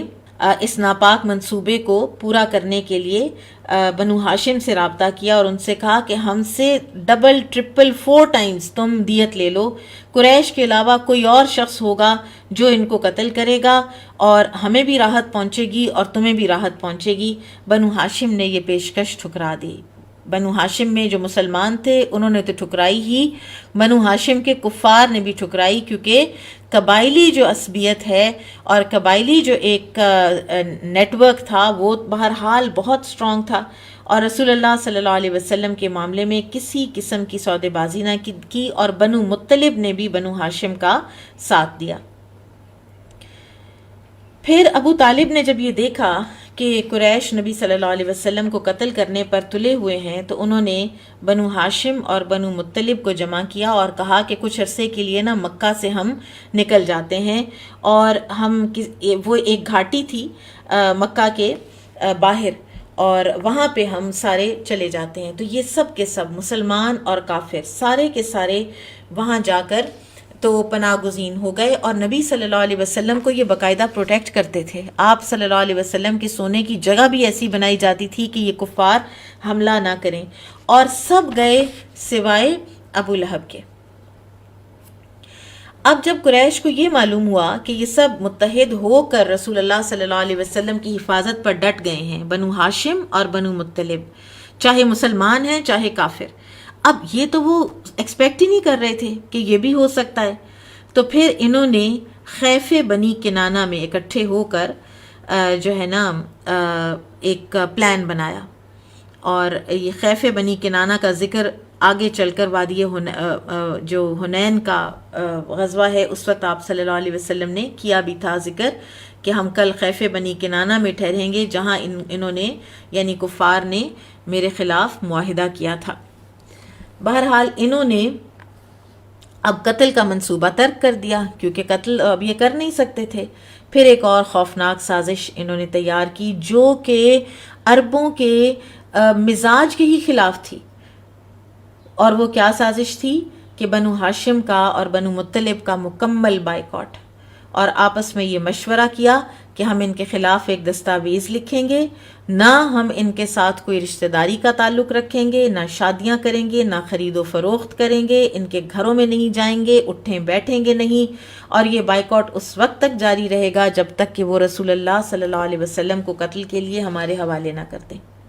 پھر انہوں نے ایک دستاویز لکھی اور اس پر 3 مہریں لگائیں اور اس پر پکے ہو گئے، اور اس کے بارے میں یہ کہا جاتا ہے کہ دستاویز لکھنے والا جو شخص ہے وہ بغیز بن عامر بن ہاشم تھا، اور یہ ہاشم ایک اور ہاشم ہے، یہ نبی صلی اللہ علیہ وسلم کے دادا نہیں ہیں، پردادا نہیں ہیں۔ تو رسول اللہ صلی اللہ علیہ وسلم نے اس شخص کے لیے بد دعا فرمائی تھی تو اس کا ہاتھ شل ہو گیا تھا۔ بہرحال بائیکاٹ کی دستاویز انہوں نے خانہ کعبہ میں رکھ دی، اور 3 سال تک مسلمان اس دردناک آزمائش کا شکار رہے، اور وقتاً فوقتاً کوئی نہ کوئی کسی کو ترس آتا، مطعم بن عدی اور حکیم بن حزام اور اسی طرح کچھ اور لوگ تھے کہ جو چھپ چھپا کر اونٹوں پر لاد کر کوئی غلہ دیتے، ورنہ اس کے علاوہ تو یہ حال تھا کہ سعد بن ابی وقاص کہتے ہیں کہ رات کے اندھیرے میں میرا پاؤں کسی چیز پہ پڑا، میں نے اس کو ٹٹولا، میں نے منہ میں ڈالا اور میں نے کھا لی، اور مجھے آج تک نہیں پتا کہ وہ کیا چیز تھی جو میں نے کھائی۔ پتے اور چھالیں انہوں نے کھائیں، اور بعض اوقات تو غلہ کسی کو پتہ چلتا تو روک دیتے، اور کیا کرتے تھے کہ مکہ کی منڈیوں میں اگر کوئی بیچنے آتا اور یہ ان میں سے کوئی بنو ہاشم بنو مطلب میں سے کوئی خریدنے آتا تو یہ کیا کرتے کہ یہ جا کے زیادہ قیمت دے کر تو ان چیزوں کو خرید لیتے کہ تاکہ ان تک نہ پہنچے، اور یہ جو چیز ہے یہ 3 سال تک جاری رہی، اور ابو طالب کو برابر یہ خوف لاحق رہتا تھا کہ کفار قریش کہیں رسول اللہ صلی اللہ علیہ وسلم کو رات کے وقت یا چھپ کر دھوکے سے قتل ہی نہ کر دیں۔ تو چنانچہ جب لوگ اپنے اپنے بستروں پر جاتے تو ابو طالب رسول اللہ صلی اللہ علیہ وسلم سے کہتے کہ آپ اپنے بستر پر چلے جائیں تاکہ جو بھی آپ کو قتل کرنا چاہتا ہے وہ دیکھ لے کہ آپ کہاں سو رہے ہیں، اور جب کچھ رات گزرتی اور لوگ سو جاتے تو ابو طالب اپنے کسی بیٹے، بھائی یا بھتیجے کو حکم دیتے کہ وہ رسول اللہ صلی اللہ علیہ وسلم کے بستر پر سو جائے، اور پھر وہ آپ کو دوسری جگہ سلا دیتے۔ اس دوران ابو طالب نے ایک شعر و شاعری کی تھی جس کو قصیدہ لامیہ کہتے ہیں، اور قصیدہ لامیہ اس لیے کہتے ہیں کیونکہ اس کا ہر آخری مصرع جو ہے نا وہ لام پہ آ کے ختم ہوتا ہے، اور اس کے بارے میں ابن القیم کہتے ہیں کہ یہ جو 7 معلقات ہیں، اور ابن کثیر کہتے ہیں کہ جو 7 معلقات ہیں ان سے بھی کہیں زیادہ بلند اور برتر یہ قصیدہ لامیہ ہے جو ابو طالب نے لکھا تھا اس وقت، جس میں ایک شعر میں آپ کو پڑھ کے سنا دیتی ہوں۔ کذبتم وبیت اللہ نترک مکۃ ونذعن الا امرکم فی بلابل، کہ بیت اللہ کی قسم تم جھوٹ بولتے ہو کہ ہم مکہ چھوڑ دیں گے اور ہم یہاں سے چلے جائیں گے، فرض کرو کہ ہم چلے بھی گئے تو تم سخت پریشان ہو جاؤ گے۔ بہرحال، اور اس کی تشریح کرنا جو ہے وہ ایک مشکل کام ہے، کوئی آسان نہیں ہے، اس کے اندر جو ڈیپتھ ہے اس کی معنی کی۔ پھر ابو جہل کسی بھی قسم کی کوئی اگر دیکھتا کہ کوئی گندم پہنچا رہا ہے، مثلا حکیم بن حزام پہنچا رہے تھے تو ان کو روک لیا۔ سبحانک اللہم و بحمدک، اشہد ان لا الہ الا انت، استغفرک و اتوب الیک۔ السلام علیکم ورحمۃ اللہ وبرکاتہ۔